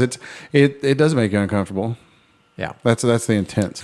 But another kind of like halfway scary game that's not a horror game. I played Thumper. That came out last year. For the PS4, Switch. You could play it in VR. So it's described as a rhythm violence game. A rhythm violence. Yeah. It's actually not that violent. Yeah, if at all. I think it's just in VR. It is. So it's basically just a timing-based rhythm game, but. You need to see screens. I can't try to describe this thing for you. You're basically on a rail, and you can. It's like evil Cool Runnings. Yeah. You're bobsledding in a nightmare. You're bobsledding in a nightmare. Yeah, there you go. Bobsledding in a nightmare. Buy it. It's on the book. It's on the box. But anyway, Thumper's really good. But it's definitely like a game that like it's challenging. If you like music games, if you like.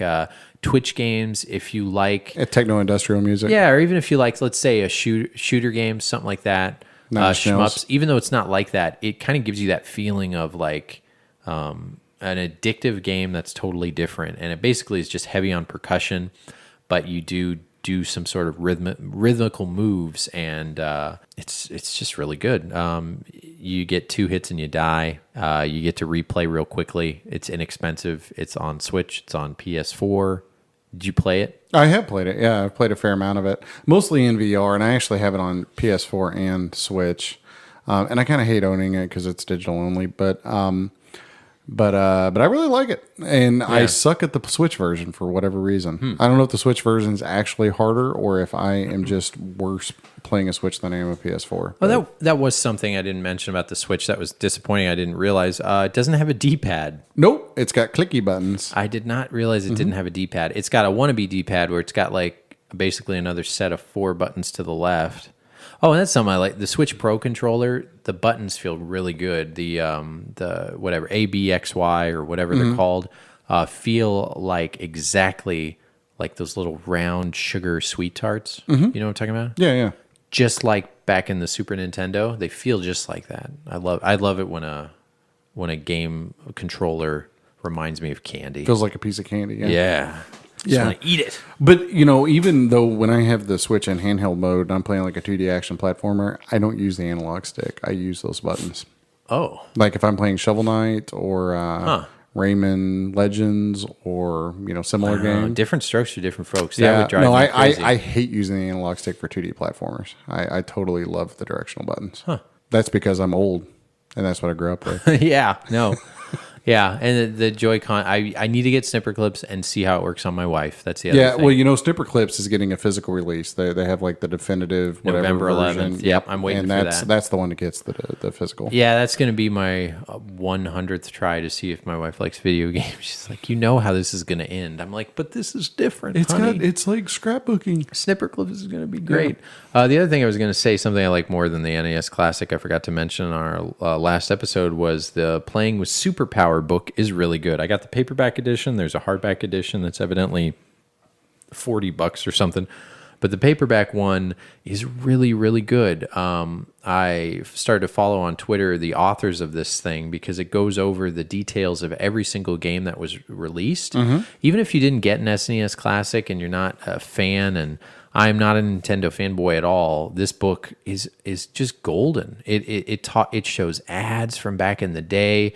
It's really just it's full of nostalgia that you don't even have to know all these games. It feels like an old gaming magazine. It's just done so well. Have you seen this thing? I have seen it. I have not read it or really perused it, but I probably will end up buying it. Yeah, definitely buy it. I was blown away. I sat down and just read through everything. It gives you a walkthrough of all the games which you expect, and I kind of thought they'll give a walkthrough, but they delve into the history. They have first-person accounts and talk about like the struggles of everything. And I at one point wrote down, I forgot, I didn't, but things that got left on the cutting room floor, like Super Mario World for the SNES. In the Japanese version, Yoshi can eat the dolphins when the dolphins jump. Oh, yeah. Because in Japan, they eat I don't know. There's a lot more sushi. I don't know why, but I guess it would be, to us American palate, kind of disturbing to watch Yoshi eat the dolphins. Well, it was also in the anti-tuna era, like in the early 90s. Don't you remember dolphin-free tuna? So see how crazy is that? Yeah. I would have never known that. And other stuff like Star Fox 2, remember the girl, Faye, and like something else? Those were named after the girlfriend of the developer, like his first girlfriend or something. I just love stuff like that. I love things that would get lost in time if it wasn't for preservation, which are books, which I keep saying, people, buy guides, buy video game books, buy video game magazines, because they're the cheapest thing in your local rental store. And when you're all covered in arthritis and your bones are falling apart and everything, it's 2040 and you can't play your video games. Nothing cures falling apart bones like a Game Pro. Yeah, exactly. Yeah. I'm not selling it well at all, am I? But anyway, that's kind of mainly all I played. Did you play anything else? I've actually spent a lot of time. I was on vacation last week, so I played a lot of stuff, and I've been playing through the Mega Man X series. Oh yeah. So I'm through Mega Man 1. I'm almost through Mega Man X1, sorry. And I'm almost through Mega Man X2 right now. And They're hard. They're not as hard as the old Mega Man games. They're a little bit of trial and error, and you got to go back and pick up power ups and so forth. But yeah, it's Mega Man's really good, and I feel like a better gamer when I play Mega Man X or Mega Man games for whatever reason. But spent a fair amount of time playing that. I actually picked up Blackthorn on the Super Nintendo and have been playing it a bit. Oh, so it was on Super. You picked that up. Yeah. Remember, that was the one I was like, oh my God, this is so good. This is Well, so good. and I've heard people say that it's good, and it is. And it's actually made by Blizzard, the people that, everybody knows Blizzard. Feels like a PC game, doesn't it? It totally feels like a PC game, but it's a trial and error kind of game where you kind of figure out the timing of things and where the little hidden stuff is, and and when did you realize you can walk in a 2D like hide and like then when hide? People shoot? So after I got my head blown off, several times, I was like, "Why is I just push up and I can push up and you go into the foreground?" And it has like this real fluid animation that I think is rotoscoped, which is an old animation technique. Look it up.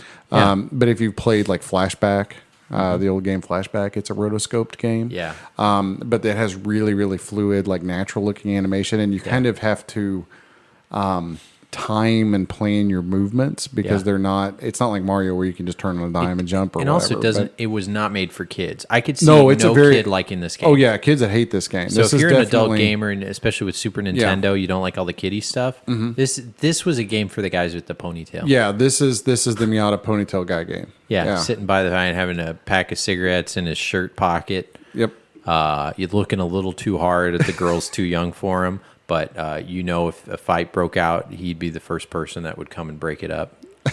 I got real specific, but you know who I'm talking about. That guy. That's who that Blackthorn is for. So, anywho, thanks for talking about me that way. But no, you in a ponytail. Yeah, no. But so I've been playing that a bit. I've been jumping around a lot. So on Genesis, I've been playing Aeroblasters. Oh, okay. What is that? It's a spaceship shooter, for lack of a better term, but pretty good game.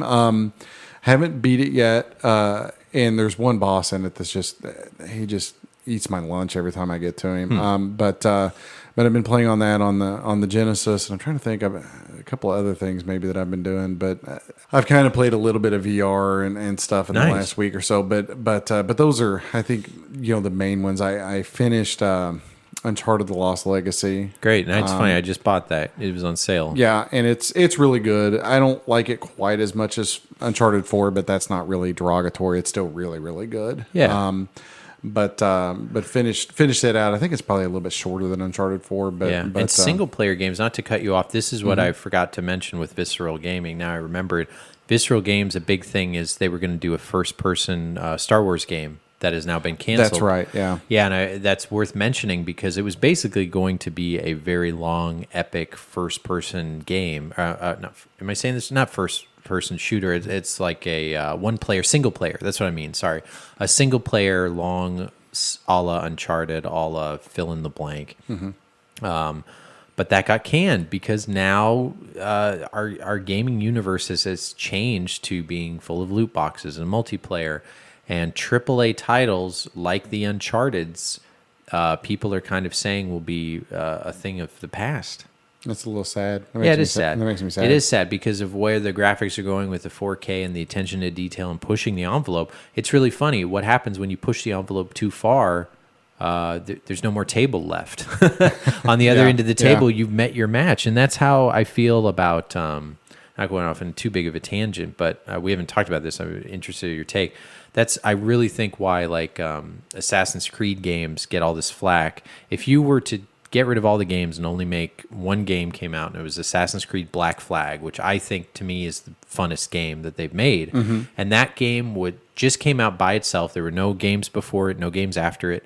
I feel like that would be one of the people that would say this is one of the top games of all time or something like that, because it's honed these mechanics so well that a lot of people get on Ubisoft for being so, collectathon, repetitive. They're going to make Far Cry 100 times. I actually think Ubisoft has a much worse reputation than they deserve. Yeah. I actually feel like they make a lot of really good games. They do. There are some games that are a little bit half-baked and need a little bit more time in the oven, but... well, they reuse assets and they do come out yearly, and that drives people crazy for some reason. You can also not buy the game. Yeah, well, that's true, but they reuse assets in Rayman. Rayman Origins, Rayman Legends are built in the same engine, use the same assets, and they're both fantastic games. Yeah. Child of Light is a great game. Yeah, Great it is. 2D game. Yeah.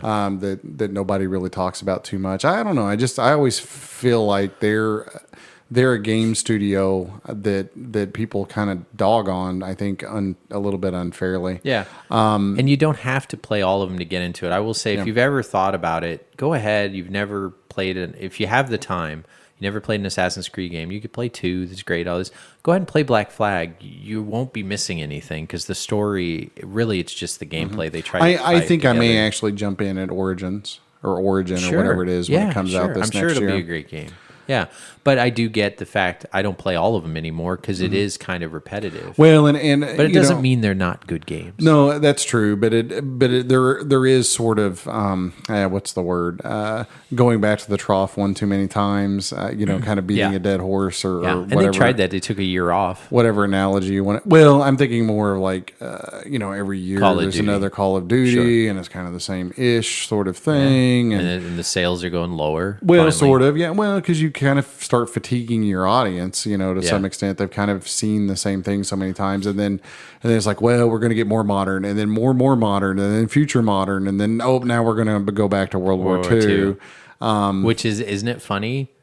When I saw that, I thought it was I ridiculous. actually still like the World War II. Yeah, one's I was the kind of like, best. that might be fun. Yeah, isn't that funny? Yeah, I actually like the old ones a lot. But Brothers yeah, in Arms for the original Xbox. You ever play that, or PS2 as well? I played a little bit of it, not as much as I did Call of Duty back in the day. Yeah, the original. Well, actually, this was not PS3 or whatever. This was before like Medal of Honor Frontline, amazing. Before Call of Duty was a thing, and Brothers in Arms was really realistic. The first game, I mean, they made them up until PS3. They made 1 or 2 on the previous generation, but those were great freaking games.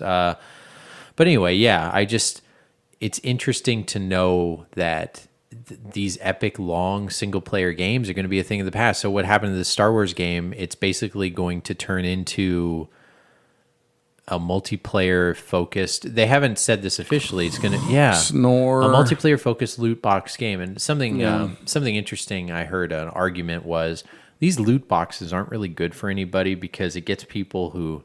Loot boxes are those... Kids are those blind bag things that are all over. If you go in a kids section, they're full of these little things that you can. And I would have loved them. They're basically like the turnkey. It's like gambling for small people. Yeah, it is kind of like gambling, and they put those in Rocket League. And I ended up getting a couple of them because, like before in Rocket League, you would spend $1 or whatever, you'd know what you get, and now you can get crap or you can get good. But for whatever reason, you'll still kind of go back to the well. And they must be doing really well because now they're finding that they're creating a lot of revenue. And It's that's the Apple iTunes or whatever App Store. Yeah. It's like free download. And then you want some coins, do you? Give us some real coins. yeah, I mean, yeah, but it's creeping into everything. And Shadow of War. Have you heard about all that? Yeah, I think it's a really bad trend in games personally. But Did but you that's play just me. Mordor Middle Earth by any chance? I've played like the very beginning of Okay. it, but not enough to form a good opinion. Sure, go but ahead. I know that ultimately the people that make these games have to make money off of them and Yeah. everything else. But everything's moving away from we're going to spend $50 or $60 for a really high end good experience to we're going to give it to you for free, and then we're going to try to get the pellet pushing hamster part of your brain Withhold on the it, yeah. and then nickel and dime you for the entire time that you're playing it. And what I will know games that look like now? Will it go back to arcade? Because arcade games, as you know, if you're playing Ninja Turtles now, it was meant to be a quarter sucker. Yeah. All the arcades, you're Well, playing yeah, yeah. Asteroids, all the shoot 'em ups, they were meant to suck your quarters. So then when you actually play through it all in one setting and give yourself credits, it's a weird, different experience. Yeah, it is. I don't know. I just don't. We're going back to something like that. Kind of, but it just seems like a cheesier, crappier version of it. Sure. And this is I'm putting on my old grandpa pants and shaking my cane. Yeah. But Random loot boxes from something electronic, I don't quite trust. I'm yeah, sorry. I don't. Yeah, I know. It just seems a little bit strange to me. But we were talking about pickups, and my main pickup. Speaking of going back to arcade stuff, is I picked up a Neo Geo CD. That's a about a big week and a half pickup. or two ago, and a bunch of games for it. But I've been rocking some Metal Slug 2 and That's just it. That's King a great of answer to Fighters. all this. Go to your old school stuff. Go to the old school stuff. It scratches that It's itch. still there. Well, but the thing is, I have the complete games. Like, Yeah. I have the complete games. I spent some money on them, but I can play them whenever I want. I don't have to worry that, because what happens after the servers go down for all this new stuff, right? Exactly. Because you're not going to be able to pay for it. So therefore, the play it. game isn't really going to exist again in the future. And That's why I never got into And, multiplayer, because it's like if I get nostalgia for it, what am I going to play? yeah, An you're never empty going to be able lobby? to go back and do it. But that's one of the things that's great about the old arcade games is like, yeah, they might take quarters and stuff, but once they, get emulated, like on the Switch, for instance, there's all those Neo Geo games and Yeah. everything on the Switch. You manually kind of put your quarter in and you just sort of play it and stuff. But the whole game is there. There's nothing lacking. I don't have to go to another vendor or through another transaction to experience the whole game. Or you get it for free and you only get 10 plays. I mean, that next Oh, I generation. know. Yeah, but I totally think that's the way the next It's gonna Xbox, go. the next PlayStation, Even all the that next kind of stuff. Switch. Because I think the iPhone, iPad, all that kind of thing has been sort of the introduction of such things. But I really do think that's probably, unfortunately, going to be very normal. Yeah. It already is kind of very normal for video games, but I'm afraid it's going to push everything out. Yeah, that's the other thing. It reminds me. So I have a tablet I got way back in school or whatever, and it's a really good Kindle Fire, a high version of it. It's a really good screen, and the Switch reminds me of it, but it's enough of a console. It feels different. But yeah, like the thing I don't like about the tablet or those games on there are so just like, clickers, money grabbing games, and really, yeah, I mean, like, I think it's a weird thing to say. I'm about to say something that I just thought of in my head, but I'm going to say it. I think video games are awesome and have been awesome. I don't think they're going to continue to be awesome. Is that a weird thing to say? I don't think it's a weird thing to say. I mean, you could make some of the same arguments. Let me clarify that a little bit. I kind of feel like the golden age of gaming, the time to be into gaming is right freaking now. Like Sebastian, thank God he has got all my old games to go back to, but the stuff that's going to be available to him that would be the equivalent of the stuff we had. Yeah. Even still now, PS4, discs are going to go away. Physical media is going to go away. The line between the mobile game and the Switch, the Switch is a perfect console, but boy, I don't want to see something going even more so to the phone, tablet-y, away from the console. They've met this nice. They kind of come in at a good time where indie games are perfect. This thing can be on the go. It can play on your TV like a console. I appreciate what this thing is a whole lot more than when it was originally produced, but if they continue to go that way, it's going to be hard determining the difference between a mobile game and a video game, and that's going to be sad. Yeah, I agree, but I do think that some of the, of course, this is coming from a guy that still thinks the best action movies are from the '90s. And, Commando? Heck yeah. Predator. Predators. Bennett. Yeah. I'm gonna flex while I hold your arm. Yeah, but I mean, I don't know. Yeah, but in some ways, I do think things might have peaked a bit, and yeah, things are going to be a little bit more throwaway, I think, in the future. Yeah. Interesting. It'll be interesting. The next 5-10 years, I have no idea what games. Maybe are gonna we're look wrong. Like. I mean, we might be. I like to be completely wrong because I do I feel like we're optimistic, and I just said something that's not optimistic at all and kind of bleak. But I do think like golden era games, the high, if you want to say video games have made like I want them to continue to be here. I think things like VR are good because that's like what the Wii did. Like VR, if you've never experienced it, is a way to like experience games in a fresh way. I like innovation. I just do not want innovation to be trumped by greed and like what the new thing is, which is now pulling away an awesome single player game, that now might be something that is going to be on this generation and the previous generation, not even on the next generation, or these AAA games that aren't making enough money. But anyway, interesting.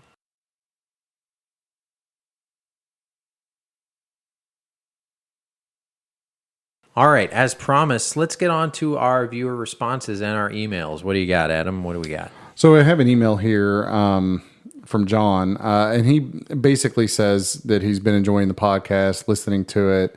Thank you. And, I guess in a previous episode you had mentioned, potentially prices dropping on some games and that sort of thing, or prices peaking. And it's a long email. But basically, the gist of it is where we see the prices and collectability of video games going in the future. Whether or not it's going to continue to climb, if there's going to be people spending crazy amounts of money on games, or is it going to be like the Atari where all of a sudden everything drops off of a cliff, nobody cares anymore, and everything's dirt cheap. I saw that email, and I think that email says he kind of thinks like they're always the rare ones are always going to be rare, or that kind of thing, right? Yeah, basically. Yeah, I mean, I'm curious to know what you think about it. I still think like these things are going to go down because you can't think that we're too much different from any other hobby. Yes, these video games you can interact with more than a doll on a shelf, but ultimately a lot of us are treating these games like a doll on a shelf. We don't play all of them. So yes, you can interact with them, but if you look at the trends of previous hobbies, there's a high and then there's a low, and it has a lot to do with the age of the collector. So when you start getting money in life in your 20s and your 30s and your 40s, and then when you start needing more money or not really caring about those collections as much, or those people start dying off, like a costume jewelry, like all these kind of certain specific, a buddy of mine, friend, we were looking at like, things like jewelry recently for whatever, since the internet age, since everybody's on their smartphones and into other things like, like rare gems and have like fallen through the floor. Like outside wedding rings are still expensive, but that was an interesting thing I didn't know. Like there's a lot of, vinyl has its ups and downs. Toy car collecting, Hot Wheel collecting, all that stuff. It really it's not going to be high forever. So if you do want to maximize your money, sell when the getting is good and look at your trends and watch them. I don't think like that. I just think of, this is something where I want to know the value of it in case for some reason I needed petty cash for something. I like to know about how much my collection's worth, which does your app tell you like how much your collection's worth? Yeah, one of my apps does. It doesn't include some of the newer systems. Yeah. So everything kind of PS3 era and up is not in that app. But I have a rough ballpark estimate, at least what the retail value of my my stuff is. Which is funny. Johnny Hancock says I kind of agree. Any system is retro once it passes 10 years. Mm-hmm. The PS3 and the 360 and the Wii are now retro consoles. Yeah. Now, before you say that's not true, I actually think that is true, because it is a time thing. Yeah. And those people who played those are older. It's just bizarre to think. It just makes you feel old. But no, that is true, because when I started collecting in 2001, the PlayStation was only 6 years old, and we consider that retro, at least I think. Yeah. But we definitely do. So I mean, I do pay attention to how much things are worth. And I tend to, aside from the NES, because I have a bad habit with it, but I do tend to gravitate towards things where I think that the deals are, so to speak. Yeah. Like I've recently got into buying more PS2 stuff. Yeah. Because it's dirt cheap and there's a ton of great games on PS2. Yeah. So I've kind of been focusing more on it and things like the Wii and that kind of stuff that nobody else really wants. Yeah. Original Xbox. Yeah. I'm going for a complete set. I haven't told our listeners. I'll wait till next episode. I won't get into it. We're dealing with emails, but I will let a bomb drop and surprise some of our listeners. I am going for a complete collection of a system, and I will let you guys know what that system is next time. And I will tell you, I'm actually really close. Yeah, and I'm dangerously close to my complete Wii U set. Yeah, but I need to go back. You haven't talked about it for a while. I haven't, because I stopped buying games for it. I lack, I think, 5 games on the complete set. Finish it. I know. Well, I kind of like not having it done. Clean your plate, Adam. Clean your plate. I like having that last little bit still out there. What? Why? I don't know. I'll probably finish it pretty soon. It's like leaving your shoes untied. You need to get those games. It sort of is, yeah. But I mean, I pay attention to how much things cost and how much they're worth, and Sure. sometimes I ask myself, like,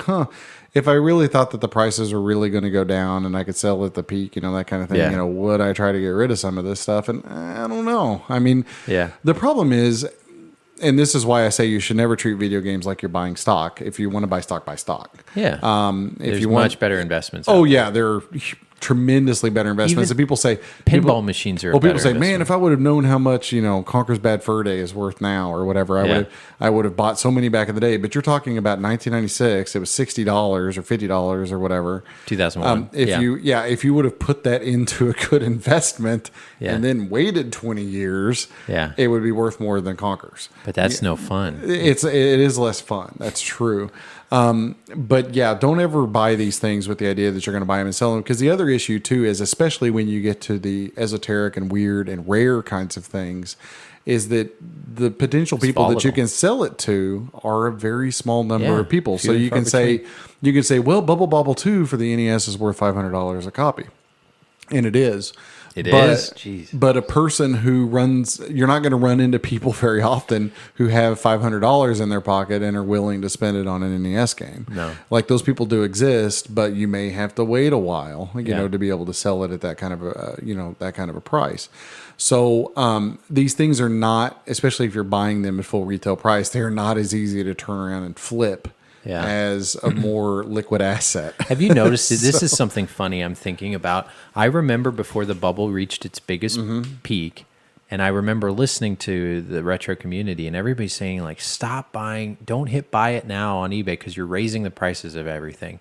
And now with the thought of prices potentially going down, which they are on some systems are still going up, the potential of that is like, my investment, my money, you still have a there will always be a monetary value for all this stuff, but you have to remember it is just like any other thing in this world. I think there's a good amount of collectors out there, a whole lot more than if you collect mustard. I don't know why I'm saying that, because I went to college, in my dorm, there was a guy who really liked mustard. He's 18. How weird is that? And he had like different cans of mustard just up in his room. He was a nice guy and cool, but I was just like, you really like mustard. And he had all these different like old cans, new cans. I bet his collection is worth a grand total of like $12, because how many mustard collectors are out there? He loves it, so who gives a crap? And I'm glad he had it. Yeah, and bottom line is, you should buy these things because you like them, not because you're trying to make money off of them. Do I see things going down in the future? Yes. Yeah. I do not think this stuff is going. It's going to, like you said, hold some value. Sure. Is it going to be as valuable in the future as it is right now?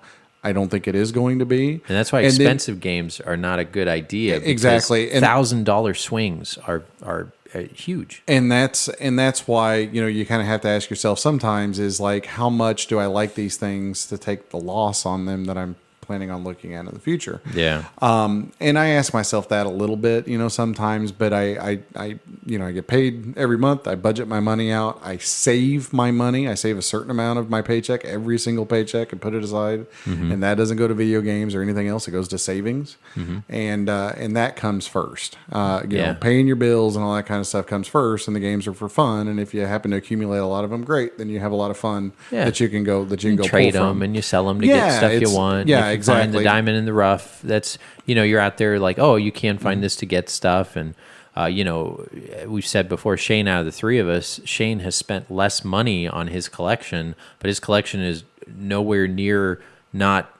nothing. You know what I mean? Like, he's got a legitimate he's got a great collection. Yeah. He's got a legitimate huge collection. But he's put in a lot of legwork on his collection. He's certainly put in more legwork than I have on mine. Yeah, and he's and he's able to here and there, with like he at some point he can do it around nap time or this or that.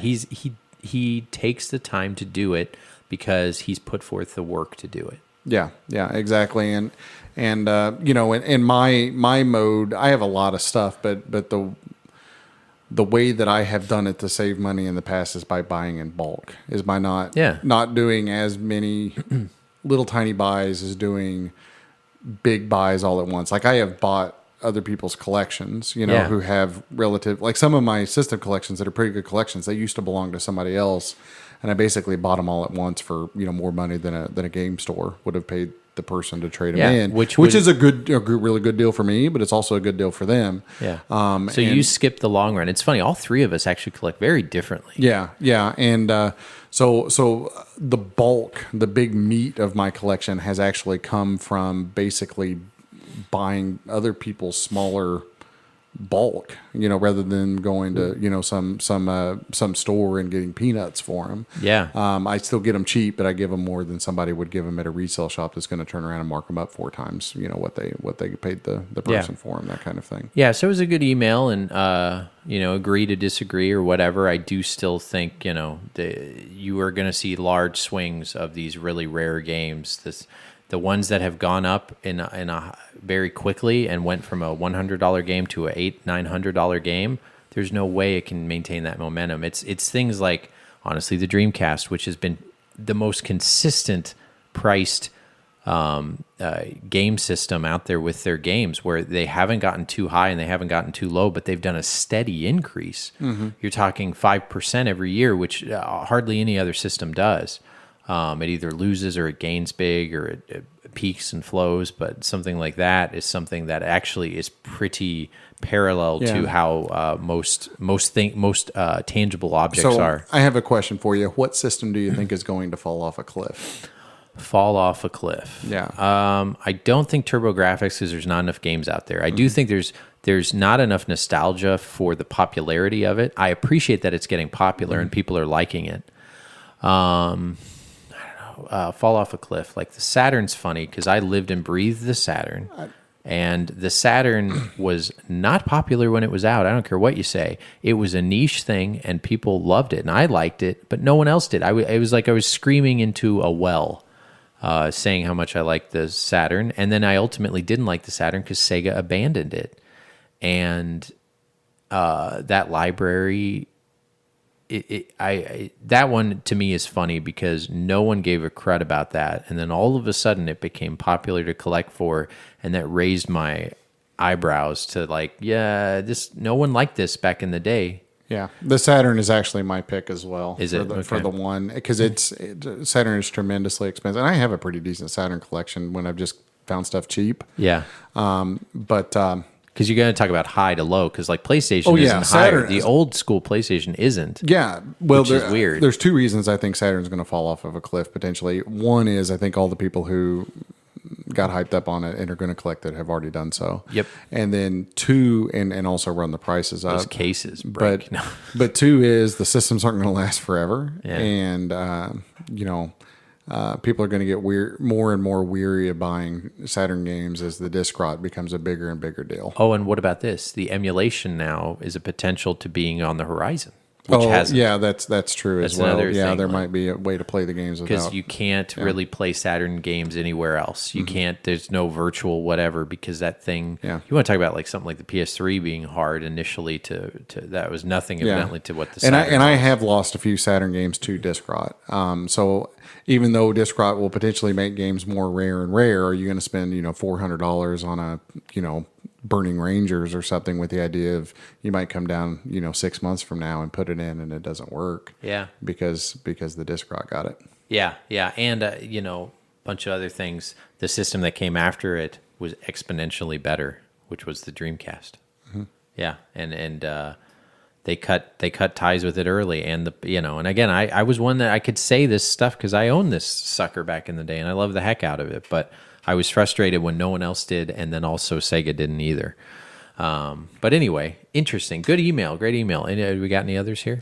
Yeah, James, who gave us the suggestion for Euphoria.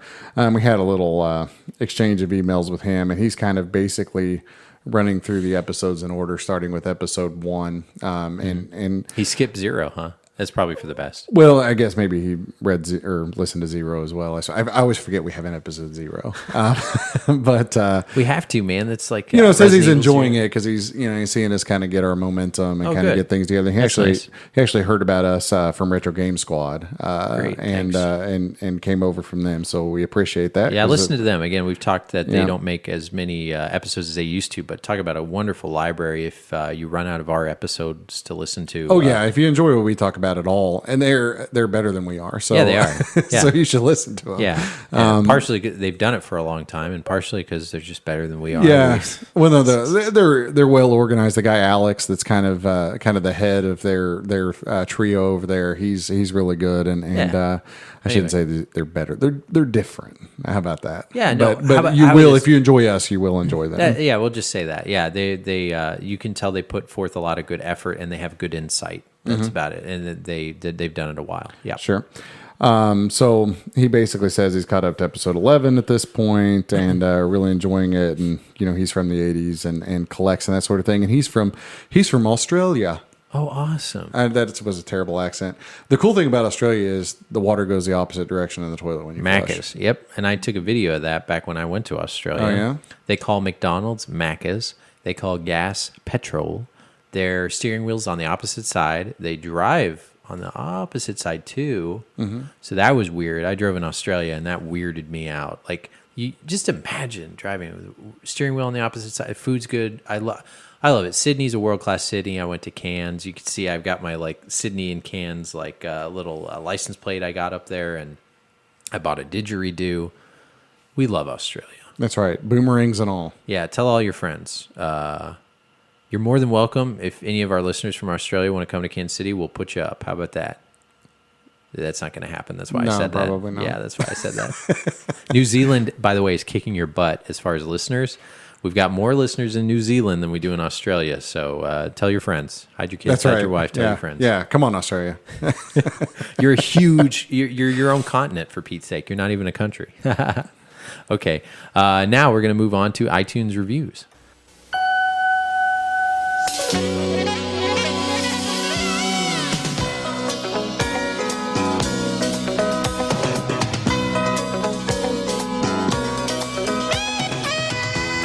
Yeah, let's go to our little iTunes review. Sorry, we're doing this every other episode just to kind of fit it in. And real quick, thank you for the shout out, Dan and Cody podcast. Dan was doing a special episode just shouting out. It's like podcast month, podcast week, and he gave us a great little 3 or 4 minute talk up about us. So they don't really do video game stuff. They do kind of current events, news, hot topic type stuff. It's kind of like a entertainment TV type podcast. It's like a potpourri of topics. Great, yeah, potpourri of topics, but without the BS, without the crap. Like, it's just fun stuff. It's good to listen to. They're great to listen to. You listen to when you're doing stuff. If you're tired of the video game stuff, tired of like they give their take on new pop culture, new culture, old culture, interesting facts, changes and things. It's really good stuff. So listen to them. Dan and Cody podcast.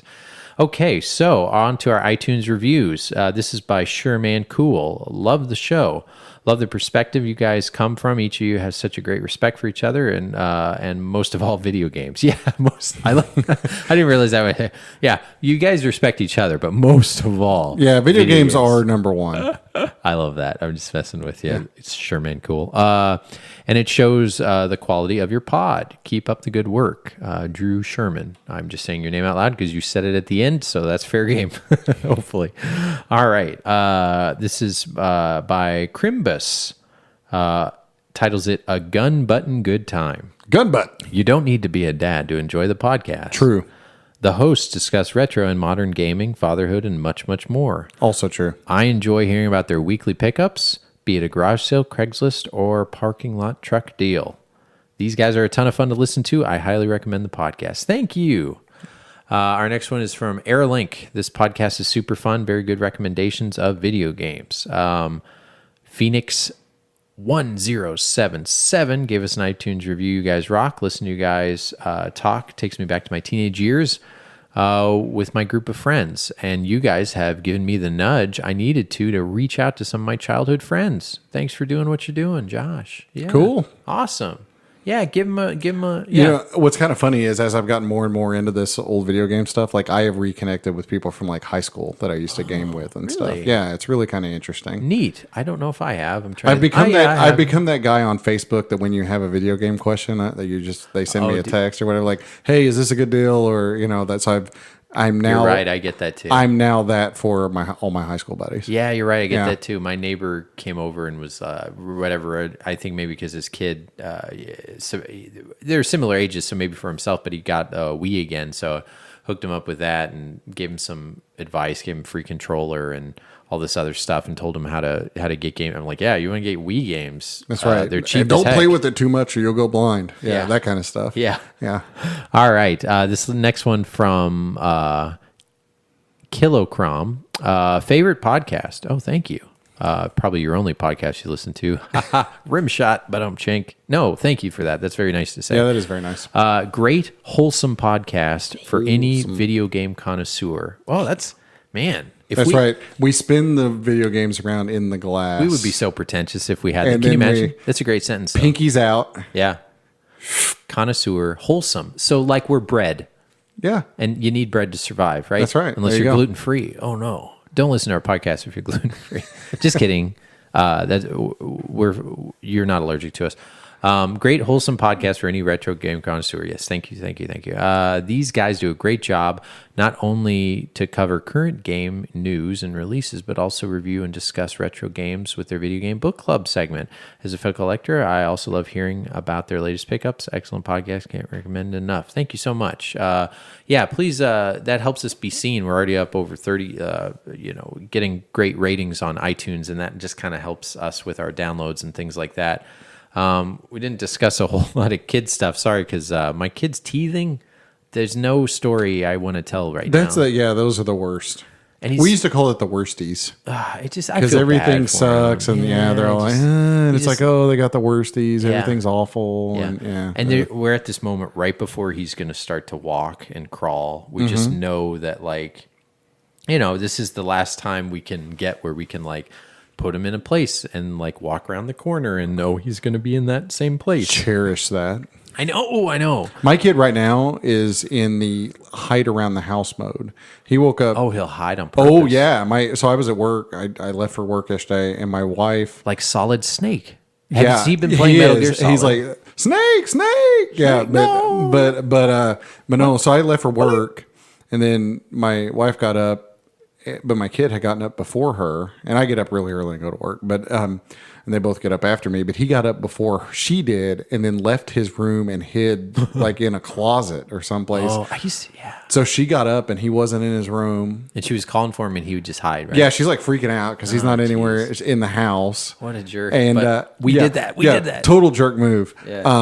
So then I high-fived him when I got home. But he was hiding in the closet, and she was like running around the house looking for him, finding her phone so she could call me to tell me our kid was missing. And then she heard him snickering in the closet because he couldn't contain himself. And he also has a trundle bed, this is a new bed. It's this big boy bed. It's like a full size bed, it's twins, I guess, but it's twin trundle bed. Yeah, it's kind of like a bunk bed, but not quite as tall. But the other bed, slides in there. Yeah, and so the other night I go in and to check on him, and he's like missing from his bed, and I'm like, where the hell is he? So we're looking around the house, and I went back in his room, and I could hear like the faintest little breathing. Oh, is this that picture where it looked like he was like a sleeping dart? Behind the trundle bed. So I had to pull the bed out from the wall, and he had gotten stuck between the backside of the trundle bed and the wall and just fallen asleep. Falling asleep back there. He looked like someone shot him with a dart. He looked like a passed out rock star in a hotel floor. Yeah, that was pretty funny. God, don't you miss sleeping like that? Like, we can't do that. Yeah, now. no, I would. We wait too much. Our face would be implanted with this. He'll wake up. He's like, I'll play with my cars now, and we will be like needing to take ibuprofen. Yeah, exactly. Icing everything down. Complaining about. But that's the thing right now. So that's what you have to look forward to at about year 4 is they start hiding from you at random intervals, and you don't know if they're out in the street or somewhere in the house or some other place. Yeah. Now I just got to worry about teeth. What's funny is he has an upper tooth and a lower tooth in the same spot, and those are the only two. Oh no! So it's like one tooth on the top, one tooth on the bottom, and they both hit each other. And it's like this. It's like, poor kid. They're supposed to. Evidently, they're supposed to just be the bottom and come in one at a time or whatever, and the top ones come in later. But like anything, he's breaking the mold and being atypical. But anyway, that's why I haven't had many stories. The stories have been him being really grumpy and upset. But anyway, he still luckily slept through this podcast, so we didn't have to stop it to take care of him. But anyway, folks, thanks so much for listening. Email us at videogamedads@yahoo.com. Tweet at us. Send us an email. Let us know what you think of the podcast, suggestions, Video Game Book Club, whatever you like.